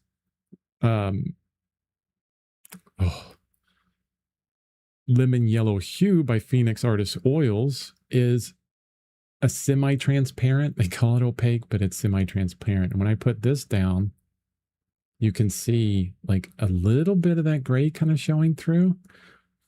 Okay. So it shows two differences in transparency. Now, both of them can have their own transparency. So I could scrape further into this bismuth, so some of that gray shows through the palette and it becomes a little bit more transparent, okay? It's harder to do that with paint that's very opaque, but if you get like a transparent paint, like it's super easy to get things to show through. So when you look at paint tubes, and I want to get one that shows this well. Let's see. Maybe you can see this. Oh my goodness. There's probably impossible to see that. Let me change to my face. So this is yellow ochre, Winsor Newton Winton. Will it focus? You see that black square that's there? I'll put it in the light. And all the hair on the tube, that's my cat's, number one. And that black square, that indicates that it's opaque. And you can't see through it. Then you have, I'm going to find another tube that does it differently. Oh, this one just says transparent on it. It doesn't do the little square with M gram. Now I want to show you the different one. I'm going to find a semi-transparent one. This one is easy to see. This is titanium white in Winsor Newton Artist series. You see the same black square right next to the barcode. Opaque. I think the Cad Red Oh, and of course they put the sticker over top of it. No. When you know, I don't have a color to show you that well. So anyway, you'll see those squares. Sometimes they're circles, especially if you use if you look at like color charts for paint brands. If the square is completely filled in, it's opaque. If it's half filled in, it's semi-transparent. And if it's not filled in at all, it's just transparent. And if you ever want to do like glazing, like if you do like a grisaille painting like the old masters and you decide, oh, I want to do a bunch of glazing, you need to set up a palette that's using nothing but transparent colors because it's easier to do glazing with transparent colors. I mean, you can add medium to any color to make it transparent, but if you get the transparent colors, they're really made for that. They're made for that kind of glazing, right? Hopefully that makes sense, Chris. Let me know if that's clear or if it resonates with you. Finish 2849. Cool name. You finished the internet. Awesome. Thanks for joining. Hey, Chris. Good to see you at it again. Last time I was here, you had just finished that tiger painting. How have you been? Whoa. That was like 23. It was like 3 years ago, dude. Yeah, I've been great.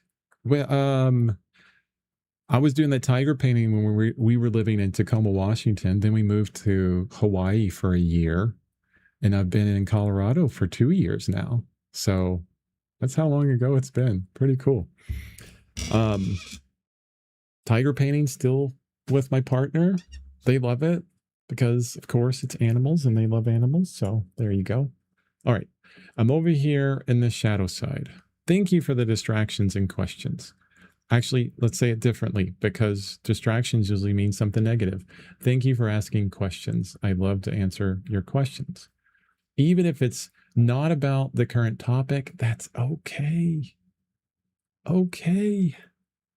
I mean, streams are for that, for conversation and connection. If I need to do a video that gets like deep into what I'm talking about and kind of stays within that and is very directed and says, okay, this needs to be to the point without a lot of rambling, I would definitely not do it on a stream because rambling. Yeah, you know, so much has changed since that painting. Really interesting time frame for me. That's when I stopped streaming like a while ago. That was 2023. I had a little bit of a crisis, honestly, within my art because I did the tiger painting digitally because I was doing digital art at that point, some of it, you know, kind of learning that. And then I went back to some figure stuff and doing some, I remember trying this portrait of a screaming woman digitally, and it just was falling apart. And it felt like I didn't know what I was doing, like I had never painted before.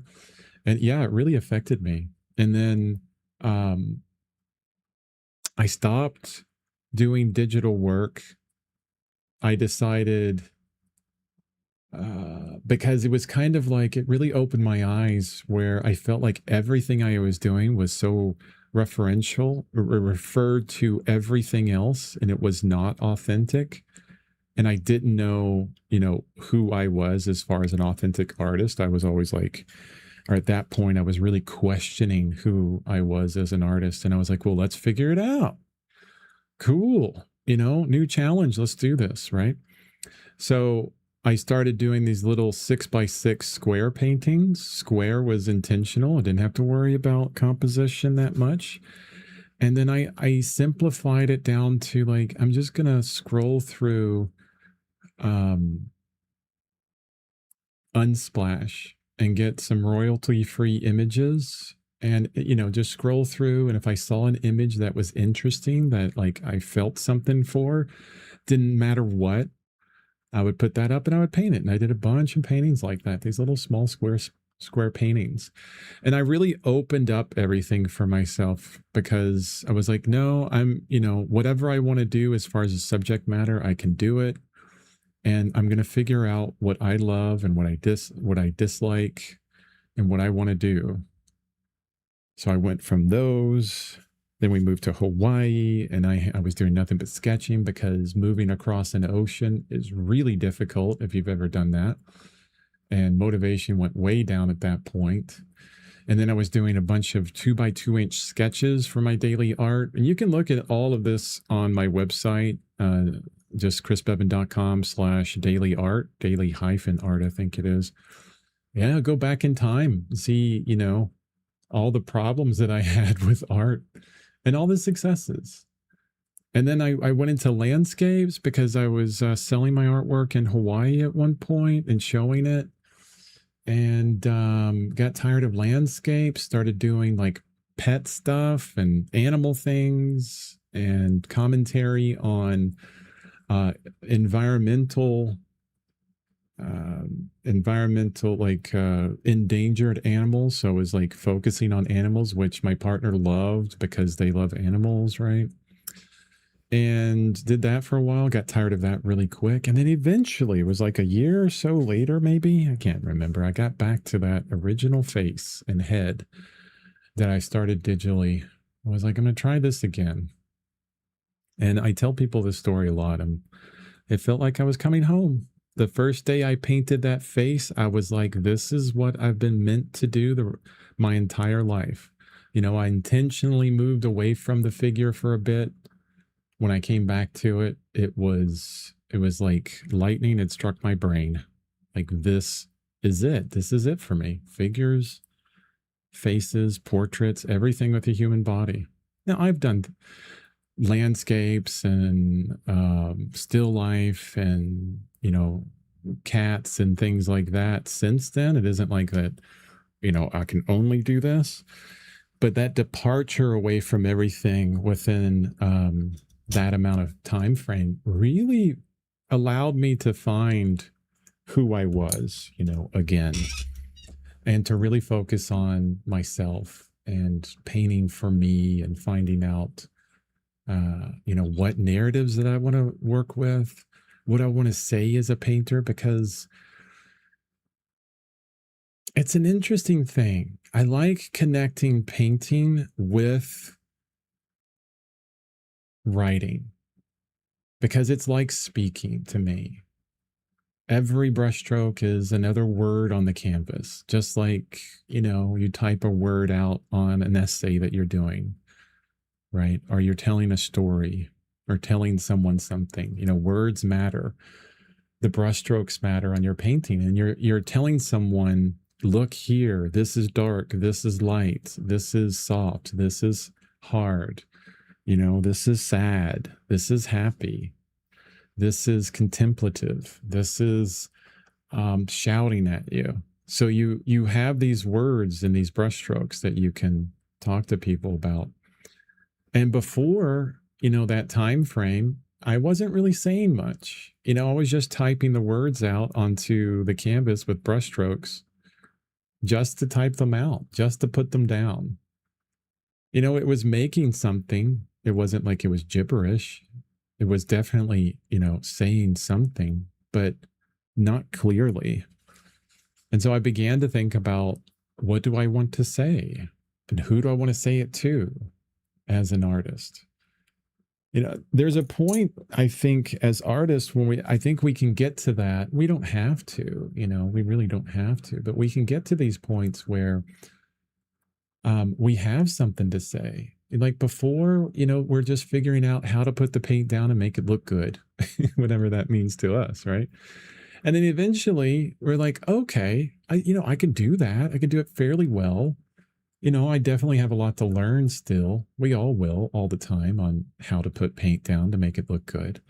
But then at some point you're like, I think I can make it look good enough to be able to say some things, to be able to speak about my common humanity, my connection with this world around me and who I am as a person, or my life in some way. And, I've read this in so many different places, not only for artists, but also especially for artists. because I watch a lot of art stuff, video creation, writers, comic book authors, and artists, movie directors, all those creative acts, dancers, they'll say the same thing. They were doing these things that was focused more on trying to understand their craft. And then eventually they got into something where it was speaking more about their personal life and their struggles with just living or whatever it is, or their happiness within where they're at, their interest within these certain things. But it's they're starting to talk about things or reference things in their creative act that is closer to them and their life. And they're like, and that's when it started taking off and everybody started, buying it or reacting to it or loving it. And I hear that same story over and over and over again. When we look in magazines or at the store, like we go to IKEA, we're going to see nothing but companies that make things where they say, okay, the majority of people like to buy X, so let's make that.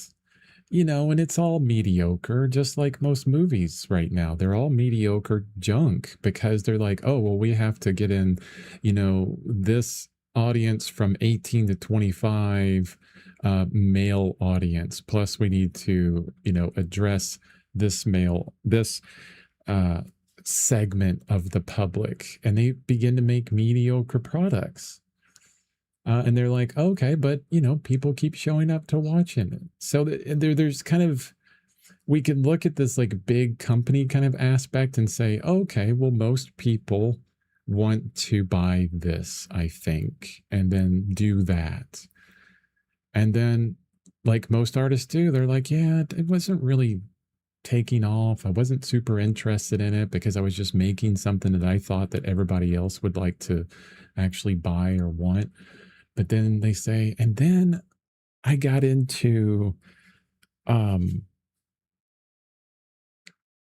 making paintings with my typewriter. I watched an artist that was doing this recently. It was so amazing. And they were so creative. So creative. Oh, it was so good. Got into these different ways of thinking and things that were closer to their heart. And then it takes off. I hear that all the time. If you're interested in watching things about other wonderful, amazing artists and just creativity, just like oozing, like, oh my gosh, I can't believe you thought of something like that. Just so creative. Check out Art21, Art21, okay, on YouTube.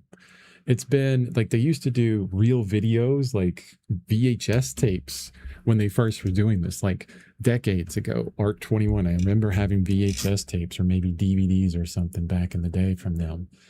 And it's like amazing interviews with world-renowned artists. So yeah, Art21 on YouTube, just fantastic. The artist that I was watching, I have to talk to you about this person. Yeah, it's a stream. It's going to be all over the place, guys. But you'll learn something. You'll always learn something. So I'm going to YouTube. I'm not going to show you my YouTube. It's going to pull up all kinds of randomness. Go to my history. And then who is the artist that I was watching? Linka Clayton. Clayton. Lenk. Well, let me just like share this video. Share. Copy link, and then I'm going to go to the stream. Oh my goodness, did I not even open it up? So off today. There it is. I'll throw it into chat. There you go. That video I just shared in chat is awesome. Such a creative person, just so creative. I love the things that her and her partner do. They're like a team of artists together and such creativity. It was really cool. There was one part where she's talking about, she had some show coming up in in a gallery, and she was, I think her child was 6 weeks um, old or something like that. So very young. And she's like, oh, she's thinking about not only money, but like time with her kid, new mother, all this stuff.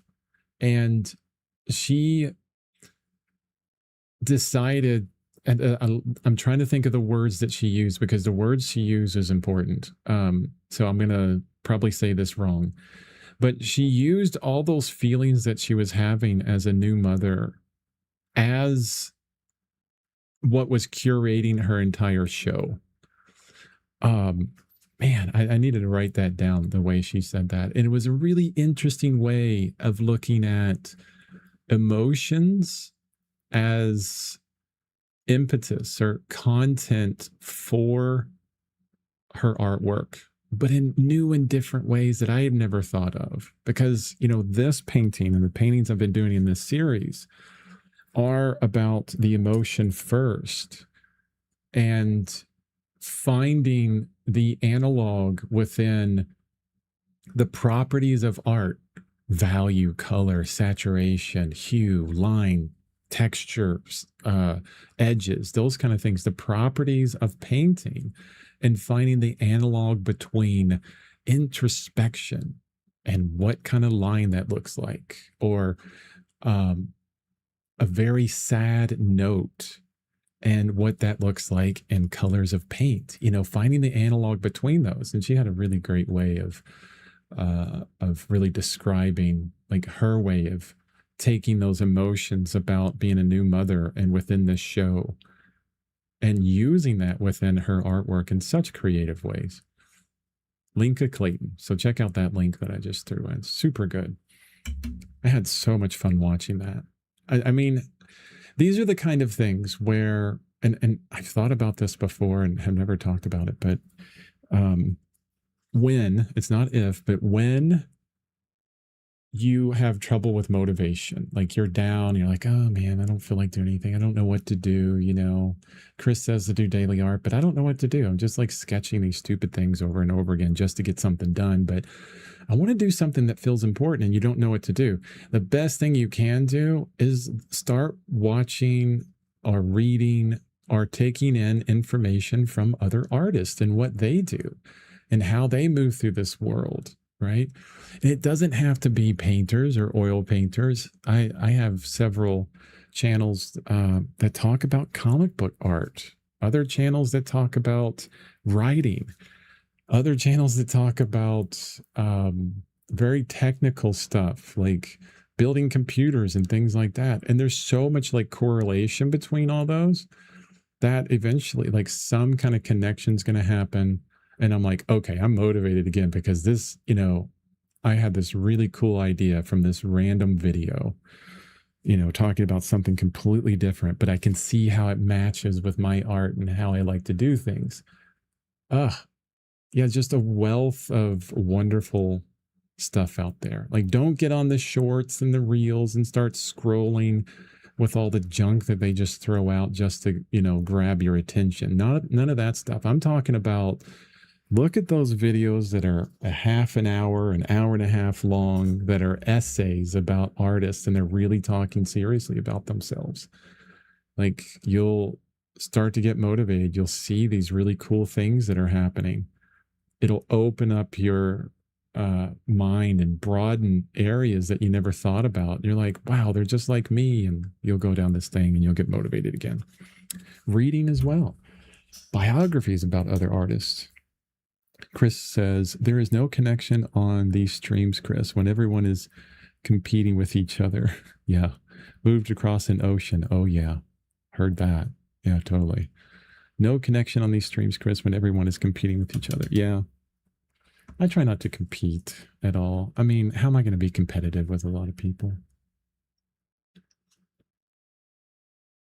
I don't need to be competitive. I'm already super competitive. I compete every day I do a painting. You know who with? Yesterday, Chris. That's who I compete with all the time.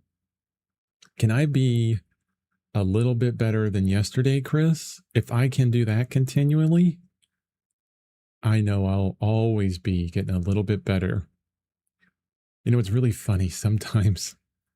Um, I look back because I'm 51 now. I just turned 51 in July. Yay, 51. I made it. Um, I just turned 51 in July, and I look back and I was like, 10 years ago, I was pretty stupid. Not ignorant. Well, that too, but also stupid. I can say it. It's me. Okay. I can say these things. It's okay. It's okay. Not being awful with myself, being truthful. And a lot of people be like, no, you weren't stupid. Yes, I was. Yes, I was. It's okay. It's totally okay. And then I followed up with, I hope 10 years from now, I can say the same thing about myself at the moment. Because if I'm constantly saying that, if every 10 years or every 5 years, I'm like, whoa, I was so stupid then. I'm so ignorant. Now I'm so much further along. If I can continually say that, I'm doing pretty good. I'm doing pretty good. If I ever wake up one day and I go, wow, 10 years ago, that was at my peak. I'll never be able to reach that again. Oh no. That would be a terrible day. Nope. Got to get better, a little bit better every day. I don't know. I can look back at my past lives. I think that's a good way of saying that too, because, we can change on a dime, can't we? Just be completely different people in another day. But I have no problem looking on to my past years or whatever and saying, yeah, I learned from that. Totally. Let's look back on it and go, that wasn't so good, and then do better today. I like doing this thing, and let me know, guys, if you do the same thing. It's a Rod Stewart song. If I knew what I knew now when I was younger, I think that's how the song goes. So I like doing this thing. Like, imagine this. You can pick any time in your past. Okay. Any time in your past. So think about your past. And then what you have the ability to do, some new technology from a new company, not AI related, has given us the ability to not go back in time, but take all the knowledge and the history that you have in your brain at the moment and inject it into yourself at that age, how many ever years ago, whatever specific time you've chosen. Like that moment in your life that you chose, all of a sudden, bam, you have all the knowledge that you have currently. I like doing that. And then the next step is like, what would you do with it? I'm like half asleep at night. I'm in my bed and I'm thinking about these things, right? This is probably why I have trouble sleeping a lot of times, because my brain is blowing up with weirdness, right? So I'm thinking about it and I'm going, I remember the day that my mother dropped me off so I went to the Art Institute of Chicago for about a year or two before I ran out of money. And man, I failed like every class because right out of Kentucky going to college in Chicago, I was like, freedom, like having more fun than anything else, than studying. But I remember that day when my mom dropped me off, and I was like, that would be the day. That would be the day that I would inject all that knowledge into myself that I have right now. And like, okay, what would I do with it? I'm right there in that moment. I'm thinking about that moment. What would I do with all that knowledge? How would I change? And the one thing I would do, I would take such advantage of those classes. I was so stupid then. I look back on it now and I was like, I was at the Art Institute of Chicago before computers, by the way. They had just gotten computers in with like the first version of Photoshop, Power Max, I remember. Those things were so slow. So slow.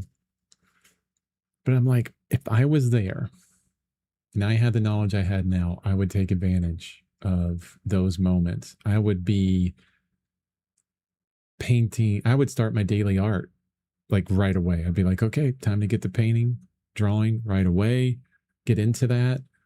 I would be living in the studios. I'd be like, can I just not rent a place and just, buy a mattress? Because at that point I was what, 18?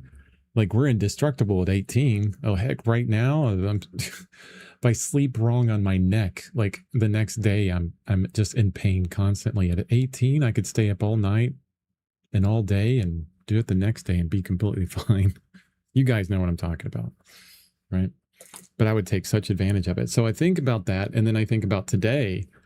Guess what? I am that right now. Show up as hard as I can today, right? Travel Seeker says, I love the British show Portrait Artist of the Year. I tried to get into that. And you say, now that I'm committing to portraiture, I have made it a bit of a ritual watching one episode each Saturday while I'm having breakfast, then go to paint. Oh, that's cool. That's super motivating. That's a great idea. I tried to get into that, but I was just a bit bored. Yeah, I'm glad I'm reading your comment because I'm looking over at my painting and I see that this area is like, has some softness to it that is a little bit incongruent with everything else. Like I like all this texture in here. This one gets a bit soft and that's fine. I like how I was able to get some of that softness within there. I think my painting might go this way more than that way. I feel like, look, I started with a whole bunch of craziness, then started up here and moved down and then over here, then over here. This is Chris A. This is Chris B. Well, this is Chris C. I'm growing. I'm changing. That's awesome. Yeah. I have to try and watch that show again. Thanks for reminding me on it. Because if you're getting into it, maybe I can too. And I love all kinds of motivation like that. Because, what we're watching right now is that old, well, is it old? I don't know how old it was, but a few years old. Clarkson's Farm, Jeremy Clarkson from the UK, because he used to do Top Gear and we watched that. Even though I'm very environmental, I thought it was a fun show and I don't care about cars, but it was just a fun show. So it's a little opposite of who I am as a person, but that's okay. That's okay. So we're watching Clarkson's Farm, which is a lot of fun. Fun show. I'm going to continue painting on this because I'd like to get this done today. And I'm getting pretty close. I'm feeling pretty close about it. At this point, we talked about color mixing and matching throughout this show, throughout this stream, all the rambling in and out. At this point, I have so many colors on my palette that it becomes nothing but value and temperature. I have light areas of the fingers. I have shadow areas of the hand. I have crazy purples and greens that I like to pop in places just to be fun with it, or, lack of better terminology, to be a little bit more cheeky. I don't know. It's a bad word too. The pretentious colors in there. There you go. So I'm not even thinking about anything else but value and temperature. Value, light and dark. Is it the color that I put down? Is it too light or is it too dark or is it right on? And how do I need to adjust it? Right. And then does it need to be cooler? Does it need to be warmer? Because, if I need a green, here I am. I just go right to this green, right? All this green I can mix together, not a problem. Temperature wise, this is too Well, saturation wise, it's too saturated. So yeah, I guess I do go into saturation and stuff, and it was a little too dark, so I lightened it up. So white. Oh, one thing I didn't mention that I've been meaning to mention when talking about color mixing and matching, the idea, one of I guess a bigger idea behind all of this is at the very beginning when you're mixing colors, okay, and it's going to take you a time to get right on.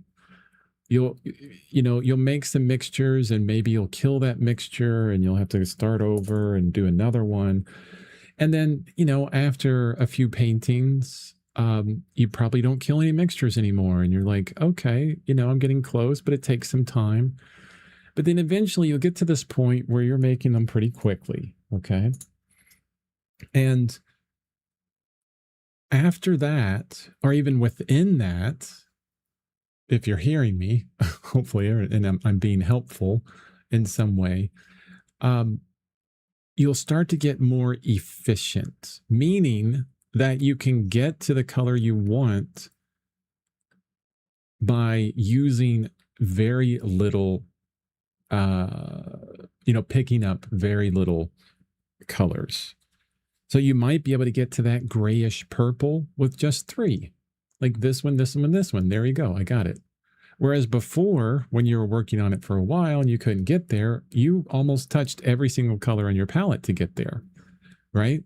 So the efficiency, what the efficiency gives you is cleaner colors. Cleaner as in not muddy, as in a little bit more saturated, okay? And it gives you a painting that you can get through a lot faster as well. So both of those.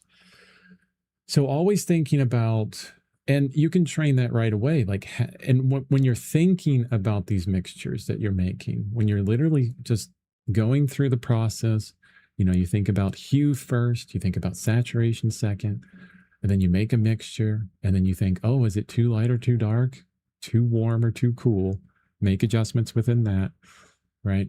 As you move through that whole process, you start saying, which color would get me there the fastest? That way I only have to pick up one, right? Not like 50, but just pick up one color.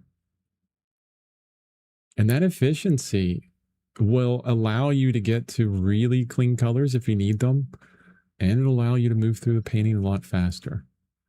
And it's a nice parlor trick. When you start mixing colors around other people and they're like, holy crap, you got that really fast. And you feel good about yourself because that's what's happened to me before. And I'm like, yeah, oh, okay. I did do that well, I guess. Never noticed it before until they said something. It's always fun.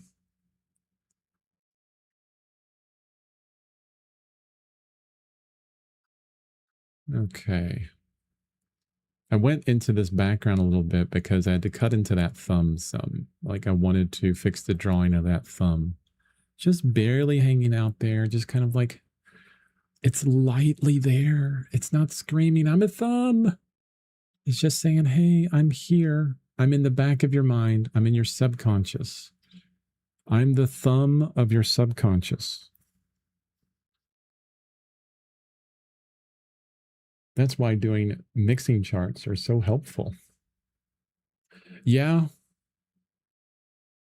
I do question that though. I have to say, like, I've done so many charts for different Zorn palettes. I think what it is, I did all of the color charts for Richard Smith's palette because I took on Richard Smith's palette years and years ago when I was first painting because I was like, well, I want to paint like him. So let's get his palette out. And, it's 12 colors. It's a lot of colors. It's crazy. It's too much even for me right now. There's no way I would pick out all those colors. I would have so much trouble with them. So I did the color charts. And then I think years later, I did them again. I did them twice. And I think then I learned a lot from it. But I remember, I did the Zorn and I had this here for a while when I was working on the Zorn. I did some variations within the Zorn because I would do the exact same mixtures, but I would change out the red and then changed out the black in two different ways. And one of them, I changed the black to that teal as well. And that was kind of fun. And I even have, one of these charts here most of the time next to my paintings, but I don't reference them that much anymore. And I bet you when I was first starting out that I did. So maybe that's why I'm not feeling like that I'm questioning how helpful they were, because it's been so long since I've felt like I've needed to reference them. And I hate saying that because, I don't like to be one of those person where like, well, I don't need it anymore. I feel like if I say like, I don't need that anymore, then I need to wake up because obviously I'm not doing something right. Like I'm missing something, that's what I feel like sometimes. Like maybe I'm missing something within that. Like if I don't think, like Dennis, if you say they're super helpful, I'm like, okay. And then I don't think they're very helpful. I'm missing something that I need to look further into. Yeah, the Schmidt palette is too much. 4 is plenty. I mean, look at all the colors. This took forever to make these because I made a bunch of them. It takes you like 4 or 5 days to make all these. I guess you could do it all in one day, but that's a long day of color mixing. I think it's 120 mixtures. Doesn't sound like a lot, but when you're really trying to get oh, that's where it helps. Ooh, yes. It just, lightning has struck my brain, right? Thank you, Schmid. I just remembered. See, as you're mixing all these, this is where I 100% know it's very helpful. I'm always further away from the mic when I'm trying to show things here. So this value here versus that value there, okay? So how much white from CAD red right out of the tube to just a tad bit. Now those two are pretty easy. You just take CAD red, you put it on your paper right out of the tube. You don't have to think about it. And then you take white, you just do a touch of CAD red. Okay? It's a value difference. That's all it is. Just a value difference. And then you think, what is the exact middle value between that one and that one? And then your mind is blown. You're like, I have no idea. And so you mix up this one and you squint at it. You think, does it need to be a little bit darker, a little bit lighter, a little bit darker, a little bit lighter? And then you go, okay, I think that's good. Then you mix up the colors in between this. Oh, just a little bit darker than that, a little bit lighter. Okay, that's pretty good. Then you do this one. And when you step back, you see, oh, either that fade is really well done. So just a perfect step in between each one, or you have to redo them because the step is too great. Look right here. So this is CAD red with a little bit, with 2 parts CAD red, 1 part ivory black, and then white added to it. And we have these 3 values, which are too close together, and then too big of a step. You see that? Like that could be a little bit lighter, that maybe a tiny bit lighter. You see that value, that subtle value that's not right? This one's better here. Maybe that one a little bit lighter. Value. Seeing subtle value changes really helped with that. And as I'm looking at it, I'm like, yes, that's one of the best things for this. For those color charts is beginning to see the subtleties within things. Why did I have this brush? Oh no, I need to go back to my other brush. I'm still trying to make a very messy forest in the background. Expressive messy. But also soft. I want it soft. Finish says, I picked up sculpting, and to my dismay, I found that I enjoy it more than painting. It's more relaxing, not worrying about value, color, chroma. I don't know how to enjoy painting as I used to. Any advice? Oh, God. Um, I don't think I have any good advice because here's my brain on sculpting. Like Bernini and his sculpture, I think it's The Rape of Persephone. Ugh, terrible word, terrible idea, right? But Bernini sculptures and Michelangelo sculptures. But for me, Bernini really did it for me. I saw Bernini sculptures, and there is this one, I think it was where a guy has his hand on a thigh and it's marble, and you can feel the muscles in the hand and the stiffness and the gripping of it, and it's indenting a super soft thigh. And I'm like, this is marble. How do you do that? It just blew my mind. And like some people look at painting and they go, I don't know how you do that. I just like it's beyond me. It's like maths. Maths are beyond me most of the time. It's like calculus, right? No, it's beyond me. Never in a million years will I get there. No. That's the same thing with Bernini. So, I've tried sculpture barely in my life, just punching some clay around, making an ashtray. That's about it. Maybe I don't need to know anything about sculpting, but when you say it's more relaxing, not worrying about value, color, chroma, I don't know how to enjoy painting as I used to. Any advice?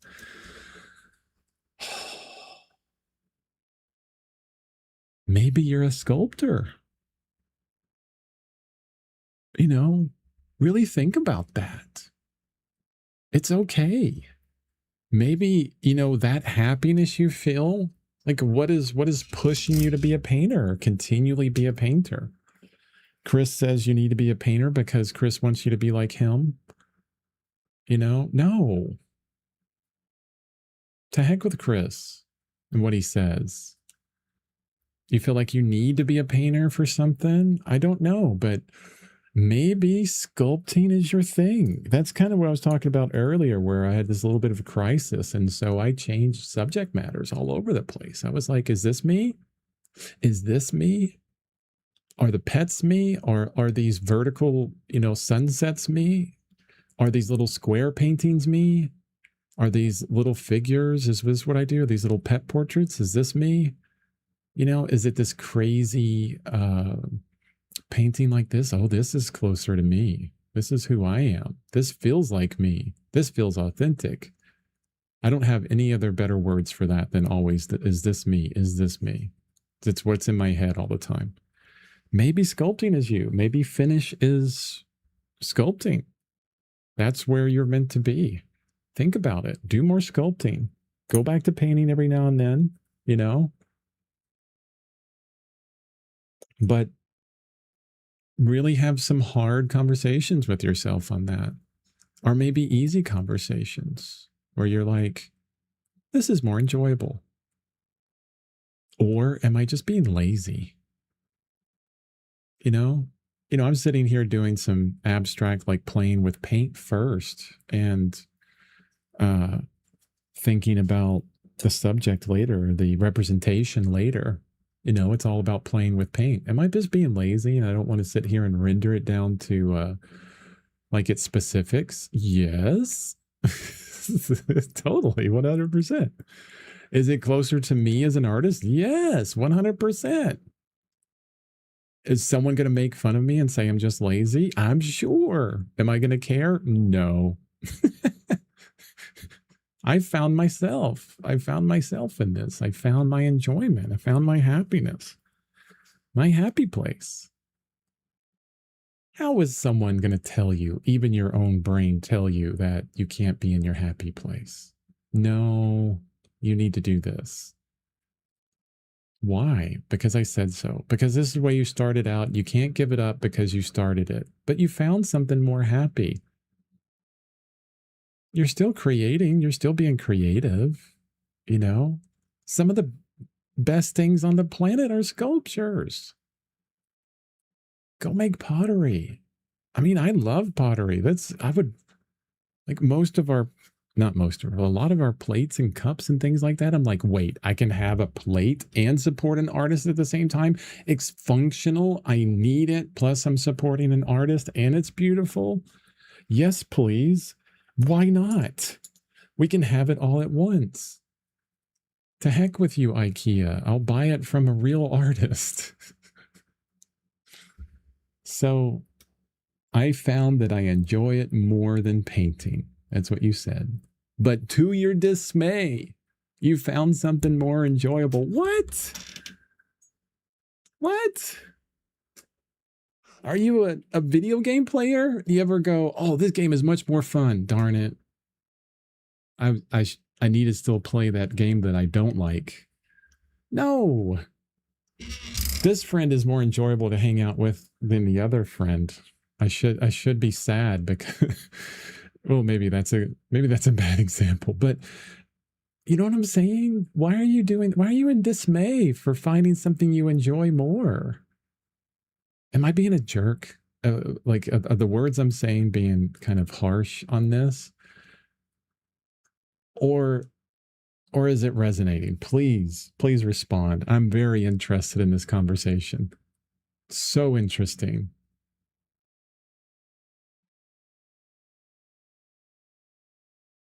I mean, I can understand if like you do it for work or something like that. Your maybe Finish is a world-renowned artist, like painter, and then found sculpting. It's like, oh crap.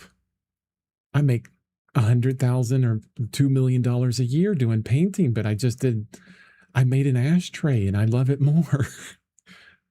That would be awesome. Okay, I'm doing something completely different. There goes my entire income for those galleries that I'm showing at in New York and Paris and LA. Okay, let's do this. I can see that being troubling. Totally, 100%. Explain it to me. I need more knowledge to understand why it's a dismay for you. I need education because obviously I'm too dense to understand why that would be a dismay for you. And your feelings, this is what I'm saying. This is what I'm worried about in my language here. Your feelings that you have are perfectly fine, and don't let anybody tell you that the feelings that you have are wrong. So if you have dismay in this, awesome. You know, it's a fantastic feeling. Don't let Chris screw that up. Okay. I'll change my language. Words matter. Words matter. Okay. Oh, there was a comment that I missed that was after that. I need to go back to. Dennis says, I disagree. I think, oh, I love it when you guys disagree. Please help me be a better person. I disagree. I think it's just that you've gotten better at looking at your reference and responding.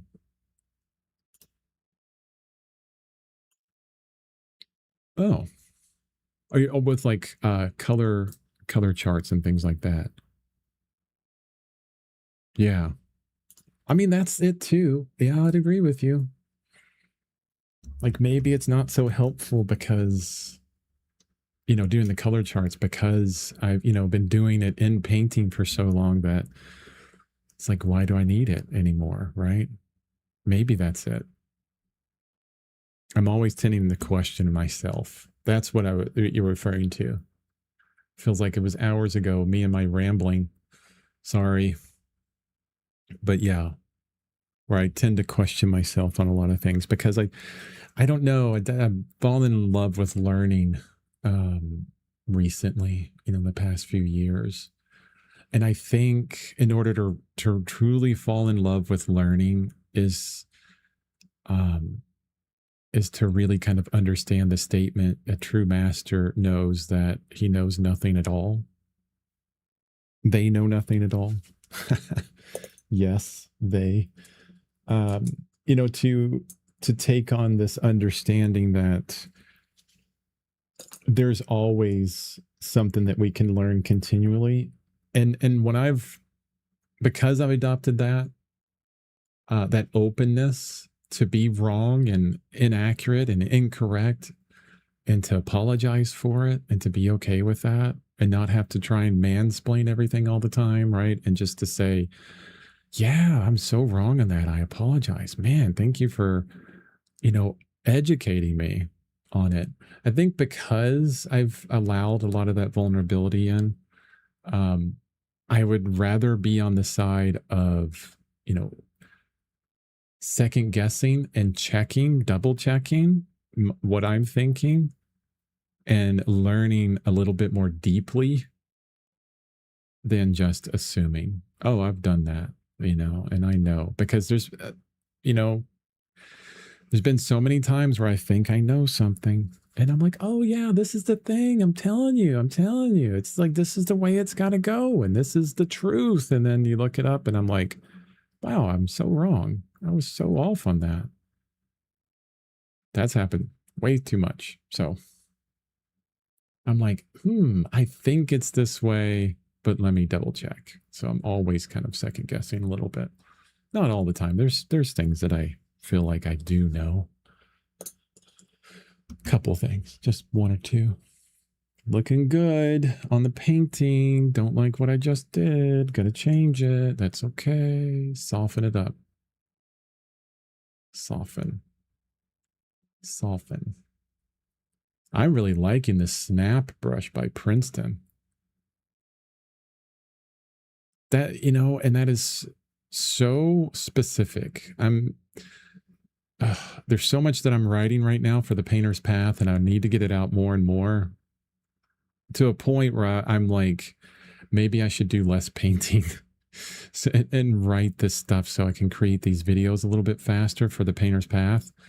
And one of the things related to that comment I just made on the brush was a material course that I'm creating right now as well. And how you get so many people that says, this is the best brush and you must buy these brushes. And I'm like, no, I think like everything is based within preference that the artist has built up over, decades or years and years. And yes, it feels good for them for their very, very specific reasons. And then my other approach to that is to not say this is the best brush because I like it, and it works well for me, but this is the properties of this brush and this is why I like it, but it may not work well for you. So I like the very specific stiffness, length, snap, and touch of this brush. And I cannot get more specific than that. It's just a very subtle feeling. I even like the width of it, how it handles in a lot of ways. And I mean, there's so many like new pieces of nuance within this little brush that like it would be impossible for me to like, I could measure. I would get super technical. Let's get some kind of tool that could measure how flexible this brush is. And, this brush can apply 0.012564 pounds of pressure onto a canvas using blah, blah, blah, and get super technical with it. But that's not going to tell anybody anything. So as far as materials, when I say, oh, I really like this brush, just know it's like preference. It's like so preference based in a very particular feeling that I have. Get in with some artists. Okay, if you're worried about materials, one of the things that I'm going to start telling people, because this is, I think, a good idea. Find local artists, get into an artist group.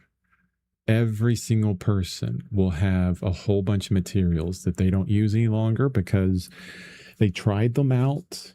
We all try out new and different things. We're like, oh, I want to try this brush. I want to try that paint. And we're like, oh, I hate this paint. Oh, I don't like this brush. And then we just set it aside for, maybe one day I'll come back to it. There's people around here that anytime I want, like if I wanted Holbein oil paint to try. I could be like, hey, can I try a tube of that? Michael Harding, can I borrow, a little bit of this for a painting? Sure, borrow that. See how it is. I didn't spend any money trying things out. Can I borrow this brush? I just want to try it for a painting. Don't worry, I'll be nice to it. Ooh, I like that little color I put there. That way you can try out a bunch of different materials, see how they fit with your preferences, and then adjust from there. You can say, nope, thank you for letting me try this brush out, but I don't like it. It's too stiff. It's too much of a wet noodle, right? We had talked about that before. It doesn't have the stiffness that I like, but thank you. Now I don't have to buy it. I was thinking about buying it before, but now I don't. It's like a friend of mine. We play games together online. I was like, oh, I want to buy this one game, right? Oh, I have it. Why don't you try it out? Within the first 2 minutes, I was like, nope, I hate this game. Thank goodness you just helped me save like a whole bunch of money. Appreciate it. We all collect materials. I think that, it's how we build up our preferences to figure out what we like and what we dislike. I mean, we move through paintings and the painting will call for certain things that we need within it. Oh man, this painting needs to be very soft. Like all the edges needs to be the most soft edges I've ever made, right? And then Chris will suggest you go to a beauty supply store, or even better, a thrift store, and look for makeup brushes. The most soft brushes you'll ever be able to put anything down with. So good. All right, I'm going to move into the nose a little bit. There's some drawing I want to fix on there. Oh, finish is back. Good. For your comment. I hope you're not like driving or something. I'm always worried about someone driving and trying to respond to me. Don't do that, people. Be safe. LOL. I feel in dismay because I love painting. It's my first passion, but now I sculpt more because it's more fun and relaxing. With painting, I get too frustrated when things don't go well. And with painting, I feel like my mind knows what I'm supposed to do, but when it's time to do it, for some reason, I can't get it right. Yeah, I can see the frustration there. And you love painting, but it's harder. Like you're outside your comfort zone. You're pushing to like the next level of who finish is, right? So uncomfortable. Maybe pushing a little bit too far outside of your comfort zone. And now you started a new material where everything is brand new and more interesting. And maybe it's this what do they call it, honeymoon phase of the material, because eventually you get a little bit more. And I'm guessing, I've never sculpted before in my life, I'm guessing it's similar to painting and other creative pursuits. The further you get into it, the more frustration you feel, because now you start getting into nuances of sculpting. And you're like, oh, this is so frustrating. Maybe that will happen within sculpting as well. Not trying to pull you away from sculpting, just saying, maybe you're feeling the next level coming up within your painting and you're not feeling that within sculpting, and you're seeing the difference between the two. Maybe it's a celebration, time to celebrate where you are in your painting as well. It'd be kind of interesting to think about it that way. So I can understand. Okay, I understand where you're coming from. I mean, not exactly. I don't understand your feelings. I'll never understand your feelings exactly. I can't. I'm not you, But I understand what you're saying. Does that make sense? Last thing I want to do is tell someone that like I understand how they're feeling. And then, that's so hard to do. And that's why I say it that way. Words matter. That's why I think about the words a lot. I still say enjoy the enjoyment. Put the painting down for a little bit if you think you need to. Okay. And it's okay. It isn't like you can't come back to it. Don't let it sit for too long, because this art thing, this painting thing, it is complex and you do lose it over time. But maybe you want to do sculpting for a couple months. And it may be the little hiatus you need from painting, that when you come back to it the next time, you'll have a new and different understanding of painting. It could be possible. Or maybe you never come back to painting. That's possible too. And I think each one is good. Like finding your way through that. I think whatever you decide, I think is good. Continue with painting and do sculpting to relax. Okay. Well, that painting was, kicking my butt.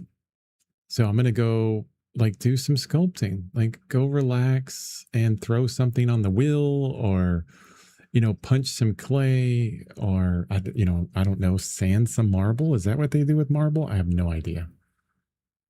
I don't know what type of sculpting you're doing, but you know what I mean? Just use it as the relaxing escape, maybe, for a while. And I think that would be fun. I love creative acts that feel like escapes. I do with a group around here, urban sketching. And I don't take it super seriously. I go out there with a little sketchbook and I'm just like, oh, just sketch anything. It doesn't matter. So much fun. And I would love to go to do like a pottery class or something, just to do something different. I even did like sip and paint once. It was like where they just tell you what to do, and not too long ago. It was like maybe a year ago. And I was like, oh, that was a lot of fun to just like relax and let someone tell me where to put the colors and put them down and just listen, and don't let, my ego get in the way of anything. So yeah, maybe that's the sculpting for you. Both can happen. You can have the happiness of both.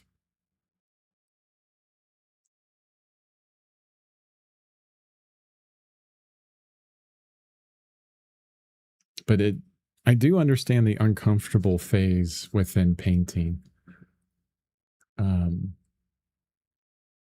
Sometimes it lasts for several paintings. Sometimes it's just one painting. Sometimes it's gone for a while, then it comes back. But I always try to remind myself that those uncomfortable phases within painting are usually the moments where I know I'm pushing myself a little bit outside of my comfort zone intentionally. And after I resolve that in my head, maybe it takes one painting, maybe it takes several paintings, but after I resolve that in my head, like I'm on another level as a painter after that. Yeah. But thank you for giving me more information about how you're feeling, because yeah, now I can understand that a bit better. And hopefully I wasn't making too much fun of you. I apologize for that. Or saying words that made you feel like what you were feeling wasn't valid, because it 100% is.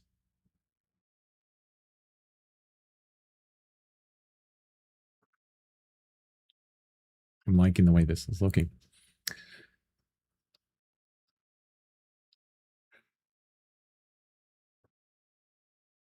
And I like this statement that you say too. I feel like my mind knows what I'm supposed to do, but when it's time to do it, for some reason, I can't get it right. I know. This needs to go down right there. Wrong. Ugh, erase. Needs to go right there. Wrong. Erase. I'm like, oh my God, come on. Like I know what I want it to look like in my brain, but I can't get it there. I can't get it there. Maybe on this painting, no. Maybe on this painting, no. I do know that feeling. It's okay. Common humanity is what I'm trying to bring into that. Definitely common humanity. Okay. We all feel that. And then every now and then you'd be like, wow, that doesn't look like what I was thinking, but it looks better. Or that looks exactly like what I was thinking, and I was able to achieve it. Every now and then you'll be able to do it. Oh, Dennis says it sounds a lot like him.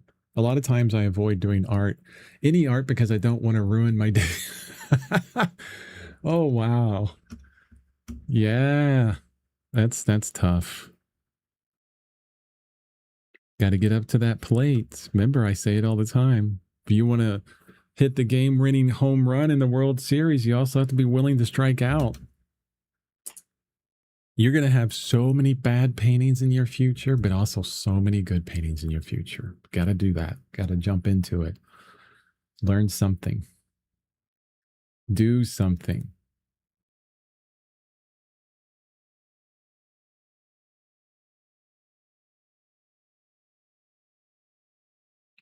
The one thing I don't like in the painting so far that I want to change, well, two things.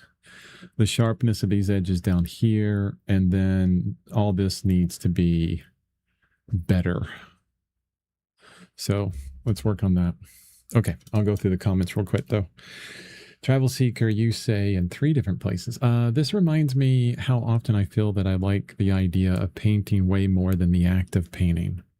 Oh, that's interesting. It's like the idea like supersedes or is a bit more romantic than the actual process.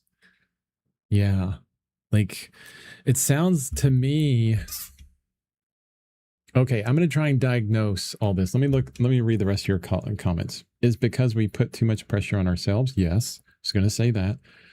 Oh, sip and paint is fun, but I've noticed my friends don't want to go with me once they learn I paint often on my own time. LOL. Yeah. They're like, I don't want you to do it better than me. You know, it's the competition thing. No. Okay. All of that, even the simp and paint thing, and especially with you, Finish and Dennis and Travel Seeker, there's this tremendous focus on the end product, right? Where we do it. I still do it. I'm not saying I don't do it. I'm not perfect in any of this, but if we can understand that we have this vision in our head, and it's hard to reach that vision exactly, right? It's going to be difficult. I want it to look like this. I want it to look like that. Or not so good, maybe a little bit detrimental.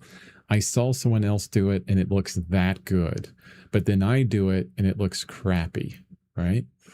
This is a tremendous amount of focus on the outcome of our painting, not the process. Okay. And we all do it all the time. And it sometimes is not bad. Okay. We can say that was good. That wasn't bad. I need to fix this. I need to fix that. We can say, no, that was not the best painting I've ever done, or this is the best painting I've ever done. But if there's so much focus and we put so much pressure, right, on ourselves, just like you said, Travel Seeker, on that end product, and we fail and we fail and we fail and we don't get there, which is part of the process as well. Okay. And it takes so long. It takes long. This isn't like, we're not some speed painter from, doing digital stuff all the time, or maybe you are, but it still takes some time and effort. This is why I won't even mention generated stuff. It's so easy. Oh, we can just get our vision to go and make it happen really quickly, and we don't have to put any effort into it. And so when it turns out terrible, we don't have that much skin in the game, so it doesn't make us feel bad, right? That's detrimental. Okay. So what do we do when that focus on the end is taking over even the beginning? Like we don't even want to start because we're so afraid that we're not going to get to the end that we want. Man, that's tough. I mean, I've been there. I'm still there all the time. I think what helps me through that process helps me to kind of deal with it. Ugh, not the best word. Deal with it, Chris. That helps me kind of resolve at the end of it is just a tremendous love with the process itself, with the journey over the destination. I think, after you guys probably have a bunch of paintings you've already done, right? I have a bunch of paintings that I've done, and I know I'm going to continue to make paintings all the time. It's what I do. It's who I am. Whether I do it good or bad, I'm still going to show up tomorrow and do it.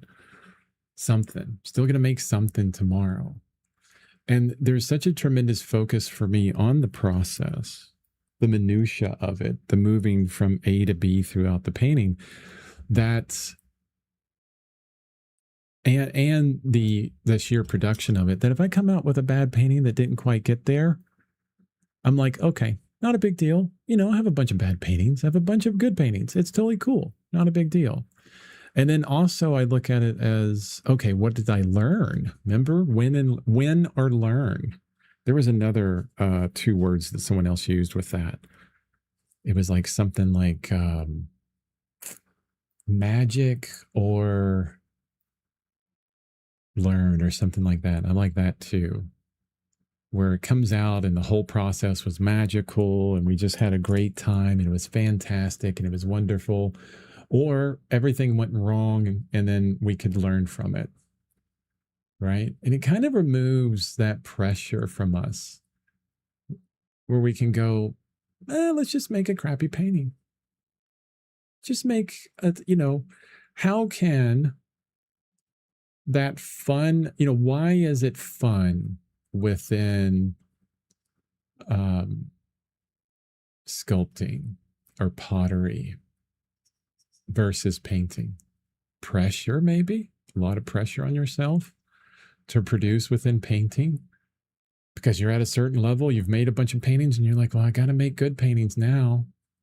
No, we're all going to make bad paintings all the time. You know what? I blame a lot of the really big artists in history, especially a lot of the galleries, because they always say, don't show your bad work. Never show your bad work. Man, I want to see bad Rembrandt paintings. Luckily, we got to see all of the bad stuff from Van Gogh. You don't see a lot of those, but they're out there. Go to Van Gogh's wiki. You can see the whole list of all his paintings, and you're like, ugh, that's Van Gogh? Really? That's terrible. I mean, it's really bad. It's not a good painting. It's not a good, it's bad. Okay. That was Van Gogh. But we look at these amazing artists and painters, especially now we're like scrolling through Instagram and it's like, look how cool I am because I made this painting in like half an hour and it's the best painting you've ever seen. That's the only painting they've made that good in a half an hour, probably. Maybe. I hope. Right? I mean, everybody shows their good stuff, except for Chris. Look at my website. You'll see bad stuff all over the place. I want to show people that. That's why I started doing it. I'm like, oh, I'm getting angry and I'm taking it out on my painting right now. Show your bad work. Everybody show your bad work. If we saw that from all these other artists, that, that common humanity, we would have no problem like screwing up paintings. And it'd probably we'd remove all that pressure. Because we go, this is my favorite artist on the planet that did one of my most favorite paintings ever, and I love it. Look at all this awful work that they did to get to there. And even especially things like this. You look at the best artists on the planet right now, and they made this amazing painting. And the one they did before 2 months ago was amazing as well. But they didn't show you the 5 paintings in between that were complete and utter failures. It happens all the time. Don't let people lie to you. Take that pressure off of you. Paint like you're doing pottery. Another person, hi Chris, was lurking earlier, had a rough couple days, took a vaccine, and man, it made me get a high fever, but I'm better now. Oh, good. I'm glad you're better now. Dennis says, wow, completely agree. The idea of painting seems much more enjoyable than the act of. Yeah. We have this big idea of making this gorgeous painting. And then, the millions or hundreds of thousands or tens of thousands or hundreds of brushstrokes it takes to get to that end. Sometimes they don't align, sometimes things don't happen. And that's part of it. That's part of the game. We have to see it as a game. It's a game that we're playing here. Take all of that importance off of it, okay? Also, a bad painting doesn't mean you're a bad person. A bad painting doesn't mean you're a bad artist. Dude, I can show you some bad paintings I've done recently. Like in life drawing. Ooh, terrible paintings. So bad. Right? But it doesn't mean I'm a bad person. Like I can have sucky paintings on days like that one painting that took me 13 days to get through. I was sweating on that painting. Like, oh, and it turned out okay, but not so great. But a bad painting doesn't mean you're a bad person. There's no commentary from that painting to you, to who you are as an individual on this planet, okay? No, it's just another painting you did. You don't like it. Someone else might. And that's okay. Let it go. Let it go. Let all that pressure go. Or try to, if you can. Play it like a game. Have fun with it. If the process is so arduous that you don't even want to start it anymore, change your process. I'm going to stop worrying about all this stuff and I'm just going to have some fun. This is fun for me. A couple of those previous paintings where I was being so careful with everything, it didn't get fun. I was like, not so much fun. Have fun with it, okay? How can you do that? We're creative individuals. How can you have fun with it? Here's an idea. Number your rooms. How many rooms do you have in the house or the place you're living? Even if it's 2, it's fine. Then do a random number generator or flip a coin. If it ends up on number 4, your random number generator, and that's the bathroom. Okay, that's where you're painting today, is in the bathroom. And then get a compass. 0 to 360 random number generator. Wherever on that compass, that number ends up like 260 degrees. That's where you're facing on that compass and you're in that specific room and you have to paint whatever you're looking at that day or draw it. And it has to be interesting, or at least try to make it interesting. Super fun, right? Pick a random location on a Google map. Number the parks close to you on a Google map. Random number generator, whatever one comes up, you go to that park and you do a painting. And it has to be in a certain direction, you know. Have fun with it. Get creative. Like, what would make it fun? The painting is looking amazing. Thank you. I appreciate that. Chris, is this a painting for fun or commission? Oh, I don't do commissions. Yeah, I don't do commissions. It's all fun. Yeah. Not even work. It's fun. Yeah, like I always think, why in the world weren't the palette and brushes of the master painters saved for display? That would be cool. Yeah. Some of them, I think they have them. I want to see their bad work. I want to see Rembrandt's bad paintings. I want to see everybody's bad paintings. One of my favorite paintings in this is this weird Frida Kahlo watercolor piece for this exact reason. Yeah. Oh, like you look at Monet's paintings when he was going blind, had really bad cataracts, and they just turned this like kind of brownish, kind of muddy thing. And people are like, but no, we don't really like that Monet. It's so funny. Years ago, we went into, me and a friend of mine, years and years ago, we were in a mall and we went into one of the Thomas Kinkade galleries when he was really big. He was a really good painter. And you know, very highly marketed, blah, blah, blah, but still a good painter. You can't deny that. We figured that out in this day because we were in the mall and we're like, we're going to go in because we were making fun of him because he was so marketed. But then way in the back of the shop, you know, because they had all the paintings and the salesman would like corner you and they go, "Oh, watch me dim the lights." And it was so pretentious. It was so pretentious. We were like, "Oh, gag me with a spoon," right? But in the back he had because I think he lived in Florida and we were in Florida at the time, so he had his real actual plein air paintings and they were really good.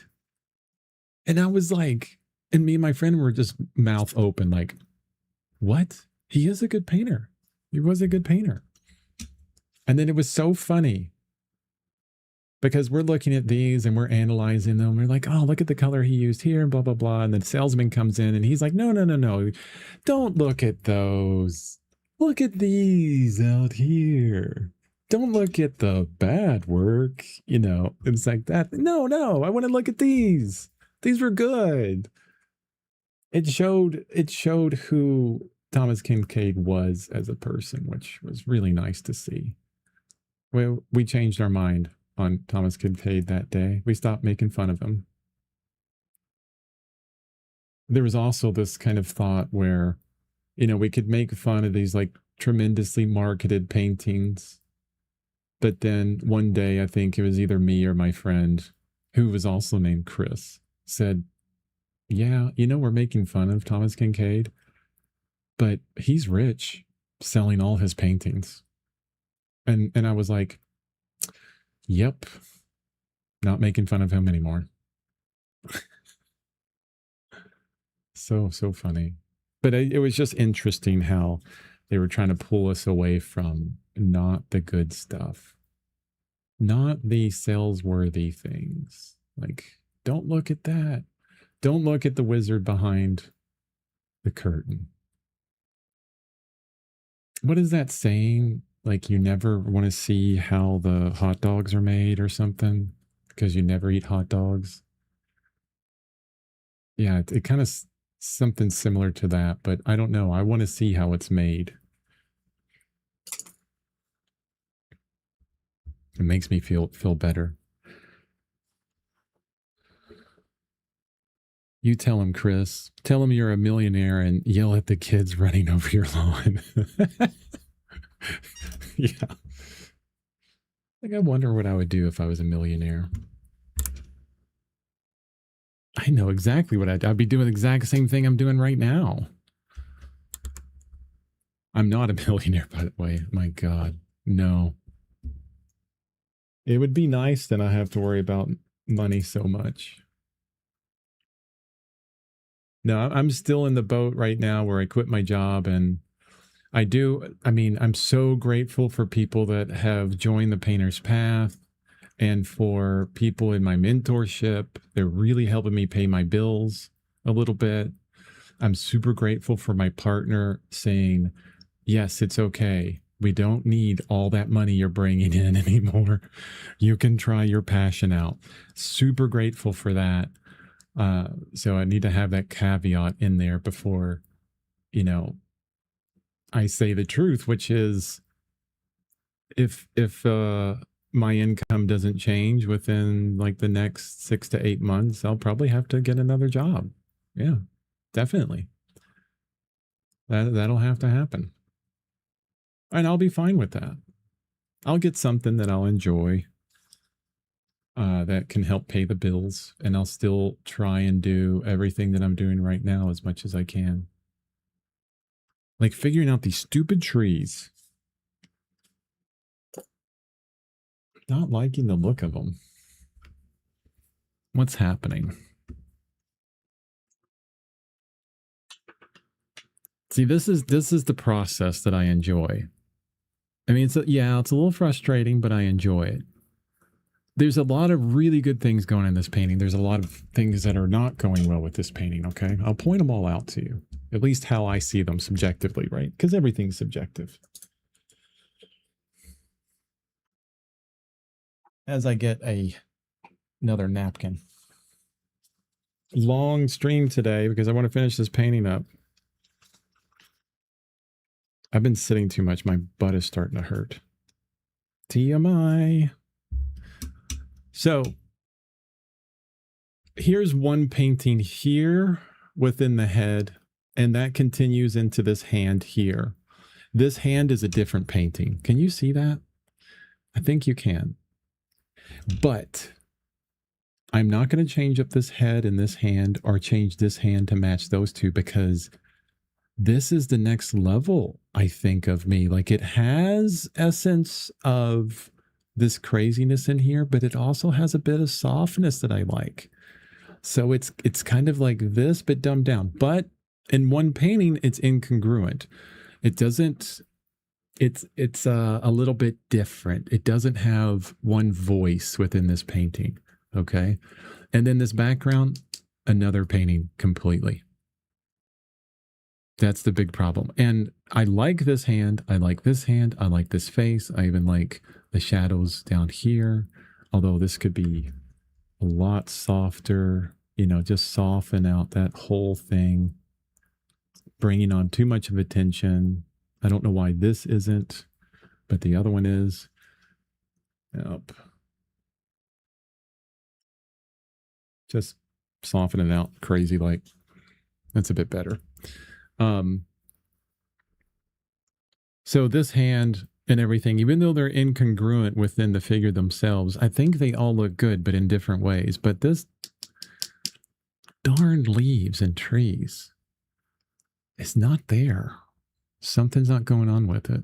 And so, you know, the more words we get that we can apply to these things, sorry, I'm like out of focus. Whenever I don't look right at the camera, it doesn't know what to focus on. Whenever we get to this point and we can put as much words to what's happening as possible, it'll give us like the direction we need in order to change, to get better. I think what it is, okay, and that's, I think what it is, the guess is I'm looking at, let me zoom in. I'm looking at all these leaves and things, and they're like, there's some bokeh going on. I think that's what you call it when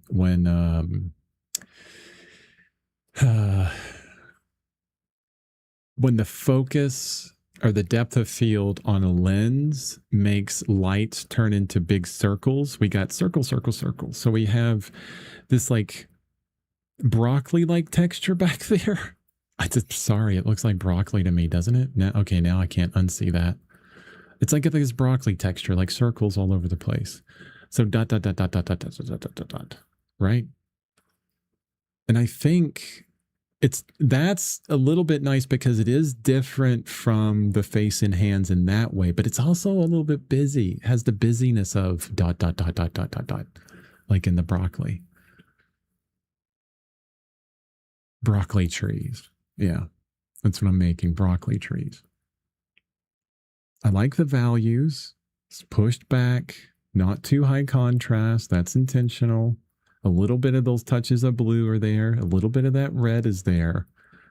But what I think we need, I'm not even looking at a painting. I'm looking at the digital image. What I think we need are big areas rather than broccoli dots. You see that? I think right away that's doing it.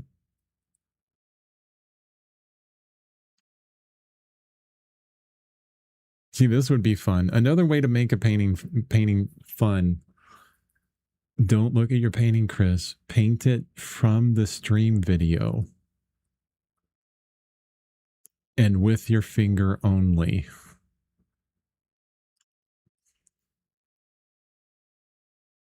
See, that's better. That's better already. Ha, I think it was right. Ha. Okay, big brush. That's what I need to buy is bigger brushes. My brushes aren't big enough. Sometimes I want like a 1-inch thick brush. Let's just use the paint that's down there and move that, come on, move paint. Yes, thank you. Move around what's already there a little bit and think about bigger shapes.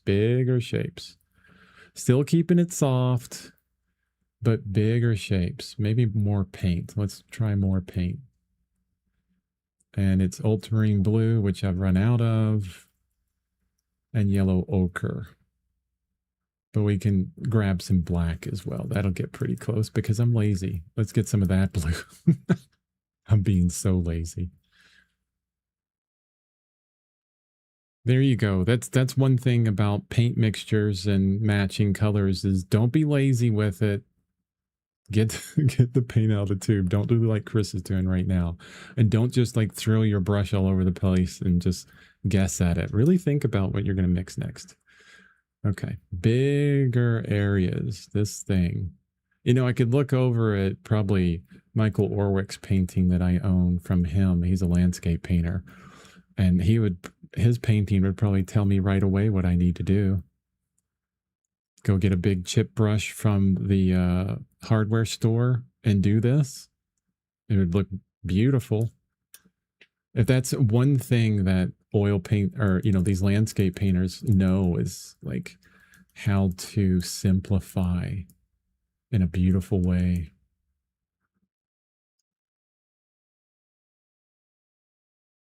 Nope, I need to get that blue, which I think I'm almost done with. Squeeze the last little bit. Oh, I need to clear that up. Can't put it in a dirty spot on my palette. That's not going to work, Chris. Don't be lazy. Look at this. I'm right at the end of it. I'd be happy to get rid of this tube.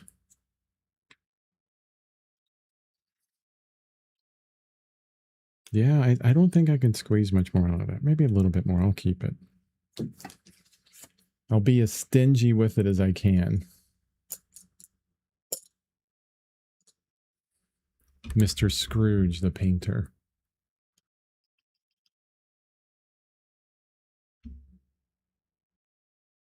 You know, Chris, I don't know if I convey it in my painting, but I have a sense of humor. Yes, I think you do.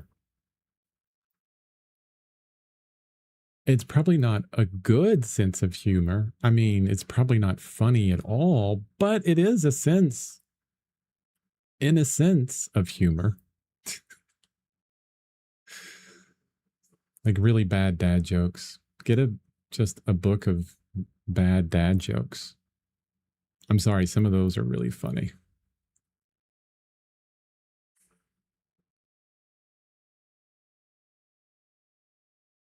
I have to tell jokes on the stream one day. We were at Cracker Barrel. If you guys don't know, it's a restaurant here. Anyway, if you know Cracker Barrel, you know it. And they had a book of dad jokes.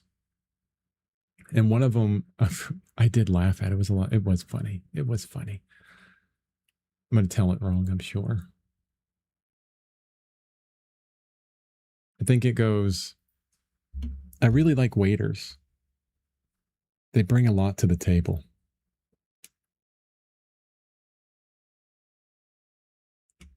So good. So good.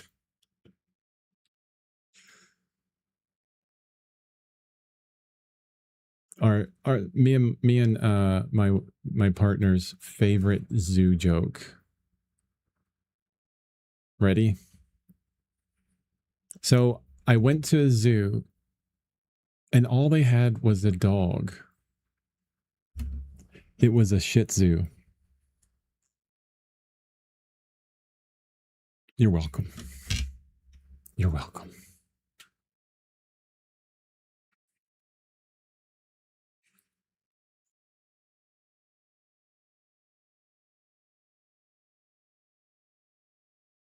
Okay, I think this is looking better already. Bigger shapes, bigger brush. It's looking better because I've stopped with the jokes. I think that's definitely it. Yeah, that's what it needed. See, sitting there and thinking about it. That's what I'm talking about, that process, guys. Fall in love with it. You can. Find the fun within it. You can. You can do that. You know, look inward. Definitely don't look outward. It's not the problem with the brushes or the paints or the canvas. although some of that can be frustrating a lot of the times. And don't overdo what you're doing, Chris. See, you're starting to overdo it, Chris. Just because it works once doesn't mean you need to do it everywhere and then overdo it. Just simplify that out. There you go. It's not the problem of the process or the materials that is making you not want to start the whole painting, because there's that fear of getting to it, right? We can make it fun. We can make it interesting. We can look inside and say, you know what would be fun if I did this? You know what I could do is just kind of let go and not be so nitpicky with the things that I'm doing. Maybe that's it. The only reason why I say that, not because that may be what you guys are doing, is because that's my analog for reaching, a moment that I know within myself where I get like just too specific and try to be too exact, smooth out every single thing I'm doing. My friend, she does the same thing. She's like, oh, it's got to be so smooth and perfectly rendered and everything. And then every time I talk to her, she's like, oh my God, my painting. Oh my God, I hate this. I hate that. I hate this. And I'm like, geez, like, it's okay. Chill. It doesn't have to be that perfect. Okay. I think what also helps to take pressure off, because that's what we're talking about, is like the pressure that we put on ourselves. Do small paintings. At least that helps me. I like little small paintings. Spend a few days on it, a few hours, maybe even like a half an hour on a small painting, like something that small. You're like, it's not that good. Go on to the next. No problem. It's a little small painting. Anyway, hopefully that helps. Because I want you guys to like love this process as much as I do. But I can't make you. I can just ramble at you, and hopefully something resonates. Hopefully it resonates enough where you're like, I got an idea and it's going to make things fun. Or you're like, oh, you know what? I think it's time to not listen to this guy anymore. And that's fine too. You figured it out.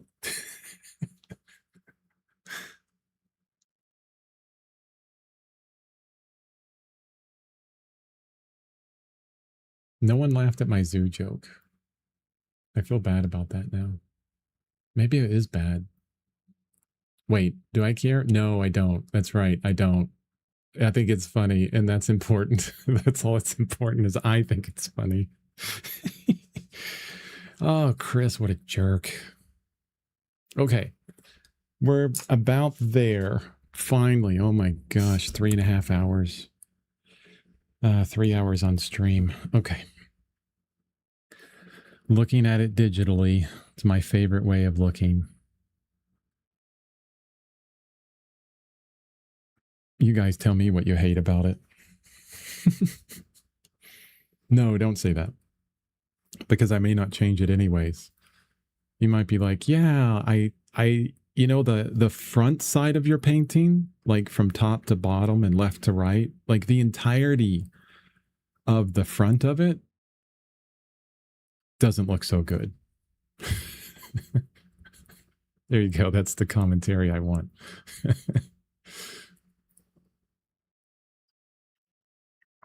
Maybe this whole place needs to be redone. There. Yes. Is that helpful, Chris?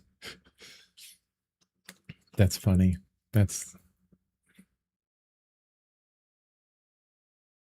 Your painting, Chris, would be really good if it didn't suck so bad.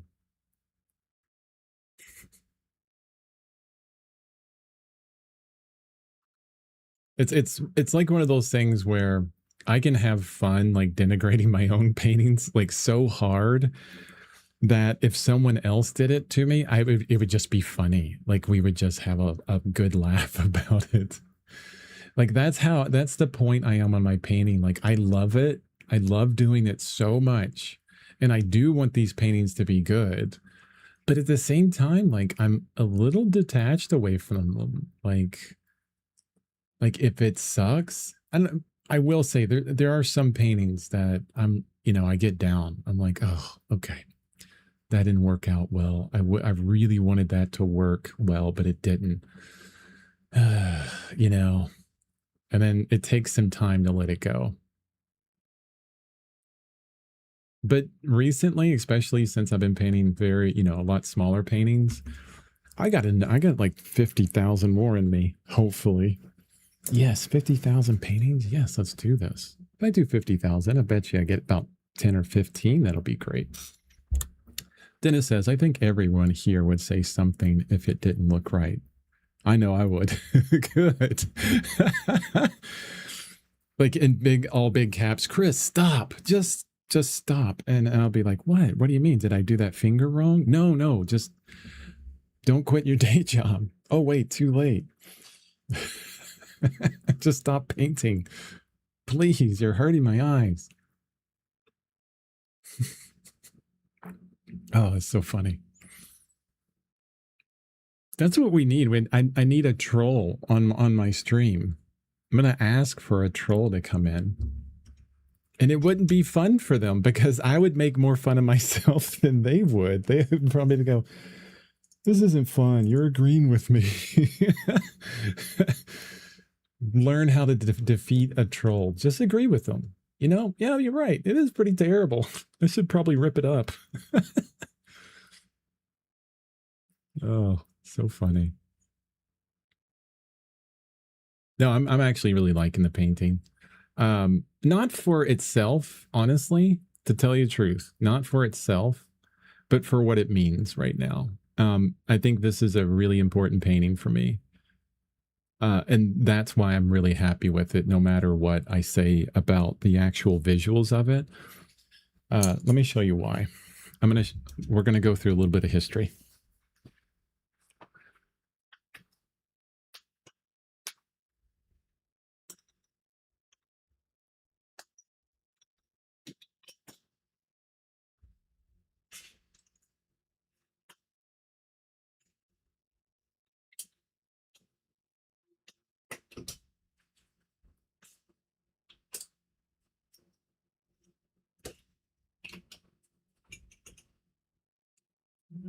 Don't drop it. Don't drop the painting. Okay. I know you can't hear me. I'm far away. It's okay. It's okay. It's story time with Chris. Okay. So let's go through the last few paintings I did. Let's talk about me. That's why I do streams, just so I can talk about me. No, I'm kidding. So I can try and help you through this. But I want to explain why this painting is important, not in its visual representation, like in the painting itself. Like, the painting's okay. It has its issues, but what's most important is what I've done within it. So this was the painting that I did. How long ago was that? Oh, let me look at my daily art. It's so wonderful tracking that on your website, Chris. Great job. Oh, the video that I want to do for you guys at some point is talk to you about how AI art has led to everybody questioning every visual image, especially your artwork.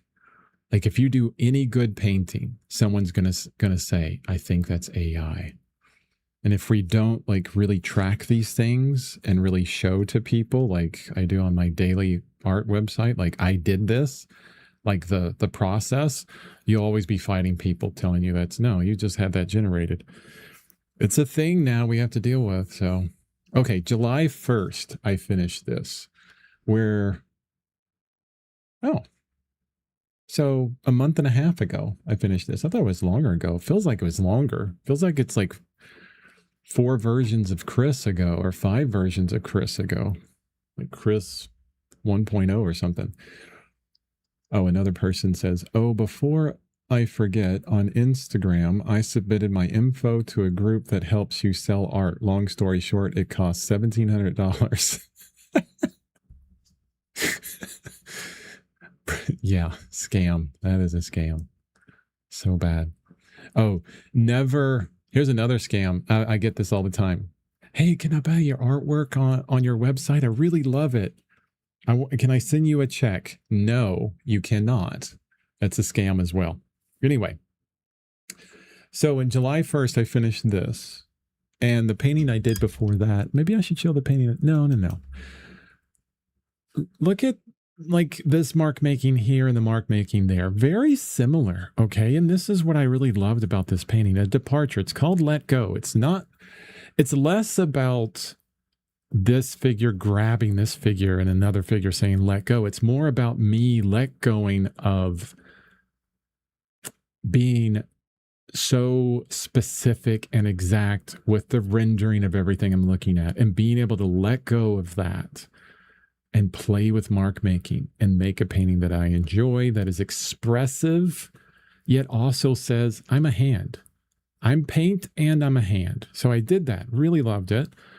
And it's, it's in direct sunlight. It's a hand. It's lots of little shapes everywhere. Let's do it again. I liked it so much. I said, let's do it again. Not for the subject of it, but more for, I want those shapes. I want to deal with those shapes again. So I did this one. This is the one afterwards. I would zoom out. No, actually, let's zoom. I have to change the focus so it's not locked if I zoom, or else everything's going to be out of focus. So this one here, right? You guys watch me do this one.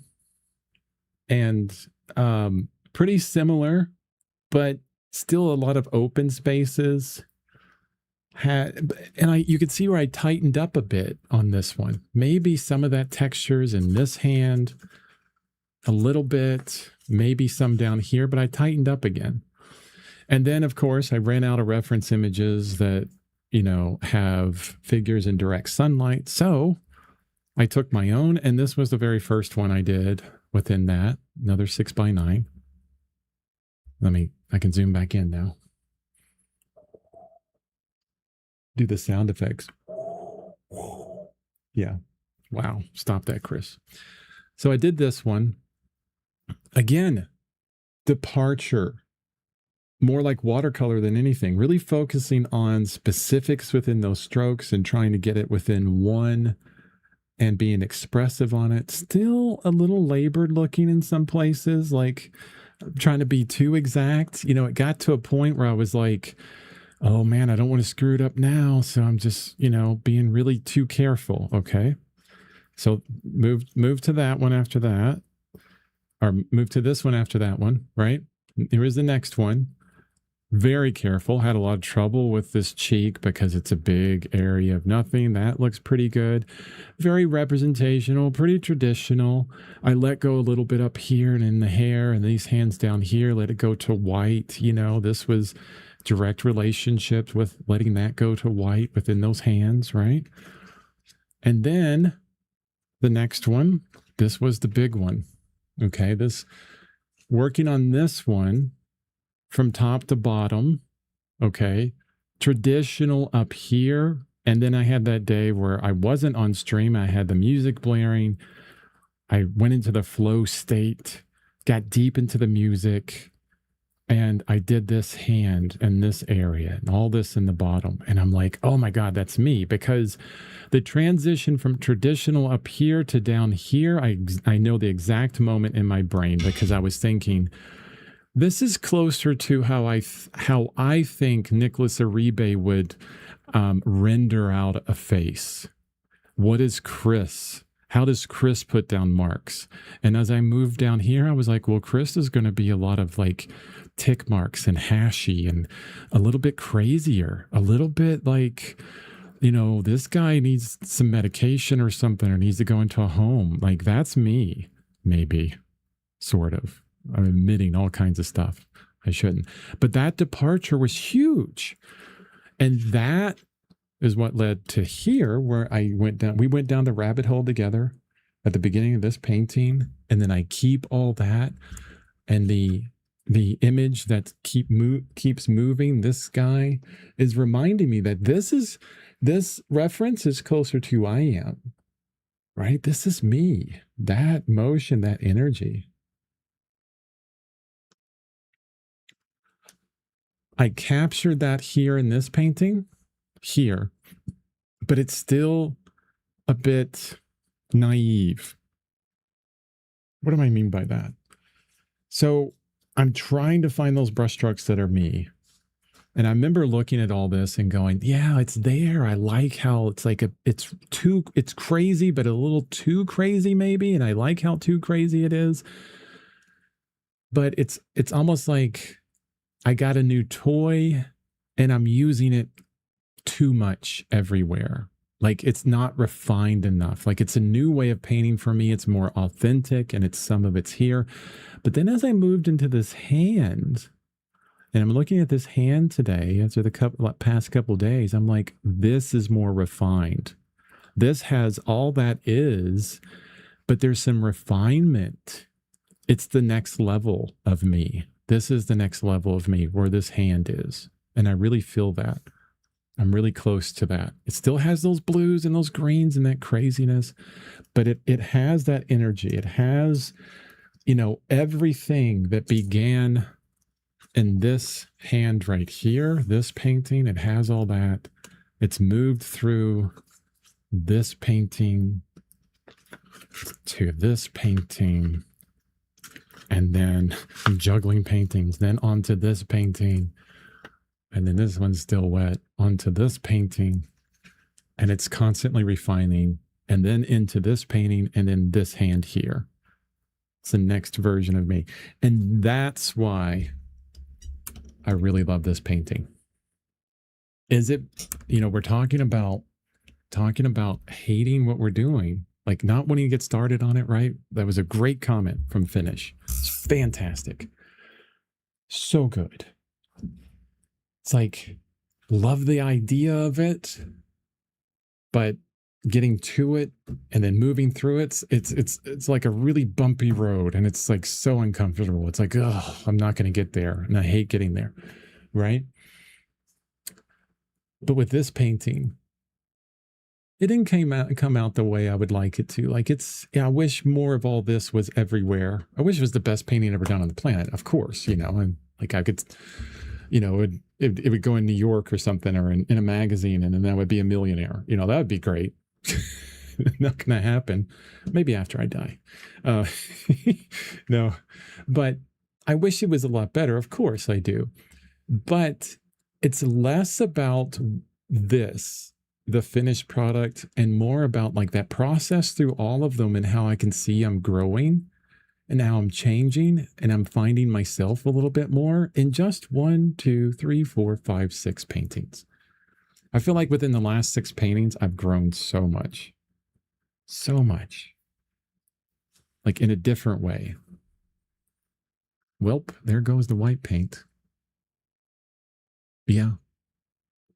I don't know what you mean by that, but okay. Being a slave to the reference. Yeah. It's hard to get away from, though. It is. It's taken years to do that. Good one, Chris. Thank you, another person. Appreciate that. So this painting's done. I'm done with it. Done. Ding, ding, ding. Except for... I lied. I just saw something. There's a little place up here where I left like that. See that little corner, that little white corner up there? That's where the tape was. I just need a little tap of blue up there.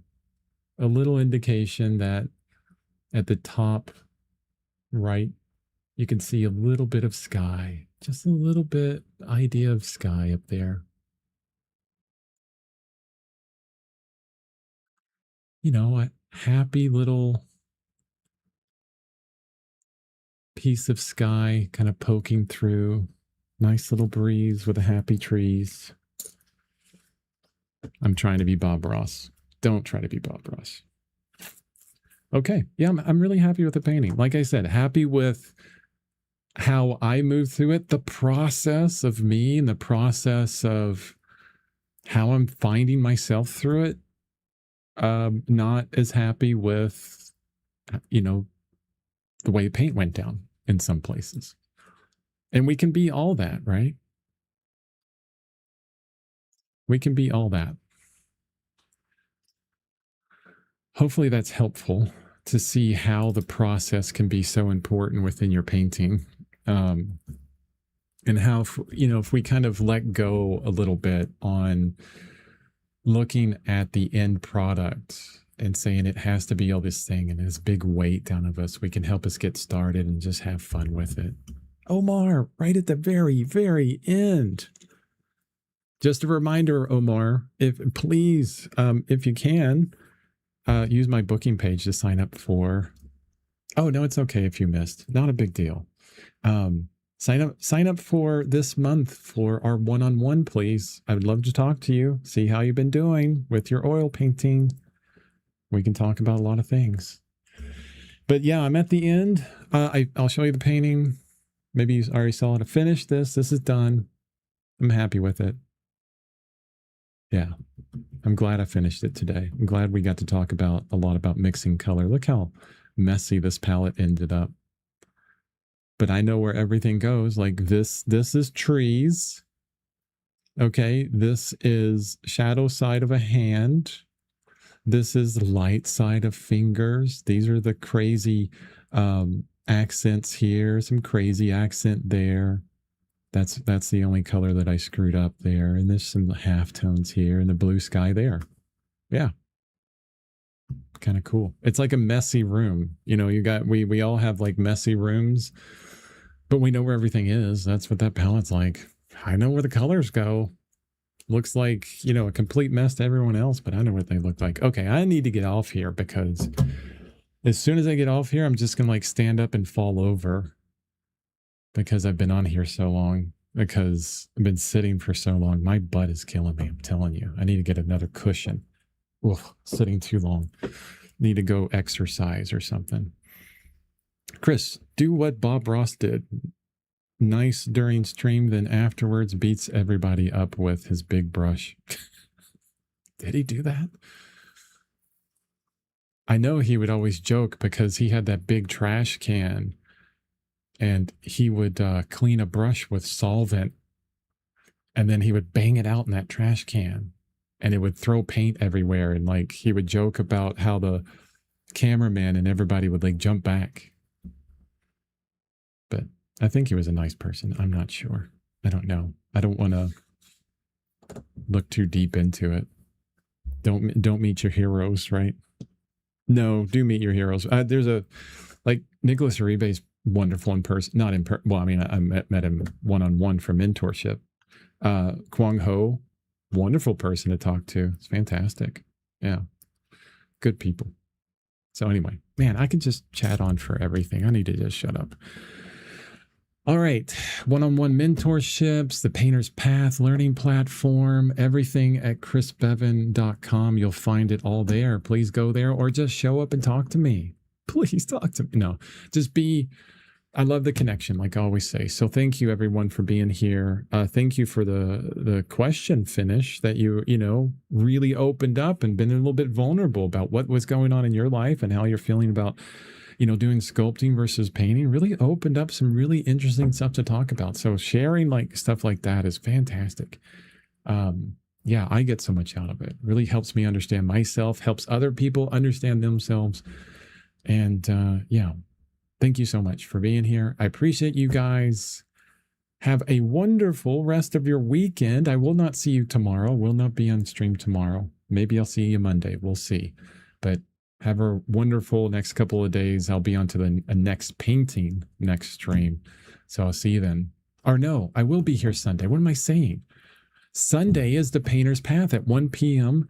Mountain Daylight Time. I'll be doing the next Painter's Path 1.5. So the 5th lesson for that. Catch it here live. It'll be a YouTube video. The only other time you'll be able to ask questions about that will be in the Painter's Path. So sign up for that. It's really inexpensive. Another person says, Chris, I had a troll on my stream a month ago. Instead of saying hello, he says, did you paint that? Well, it sucks. Stop painting now. Give up. That's funny. I need more of that. Let's come on, bring it on. Yeah, you're probably right. Did you paint that? Well, it sucks. Stop painting now. Give up. As long as it's not like, getting into like hurt yourself in some way, as long as it's not that bad, but it's like, someone trying to troll someone that is already comfortable with their own emotions. And it's like someone will kind of try and tear you down with a comment, and you're like, dude, you don't know the half of it. Like, you think that what you said about me is a problem? Like, no. Okay. When you come over, we'll talk about my issues sometimes. You got, 6 weeks? We can get into it, please. Help me out with your trollness. It's not going to work. I'll start talking to you about, issues, and then you'll feel bad and you'll go away. Oh, man. Okay. I'm getting punch drunk happy now, so... Anyway, thank you so much, guys. I appreciate you. Have a wonderful rest of your day, and I'll see you tomorrow for the Painter's Path 1.5, the 5th lesson on that. It's going to be a fun one. Bye-bye.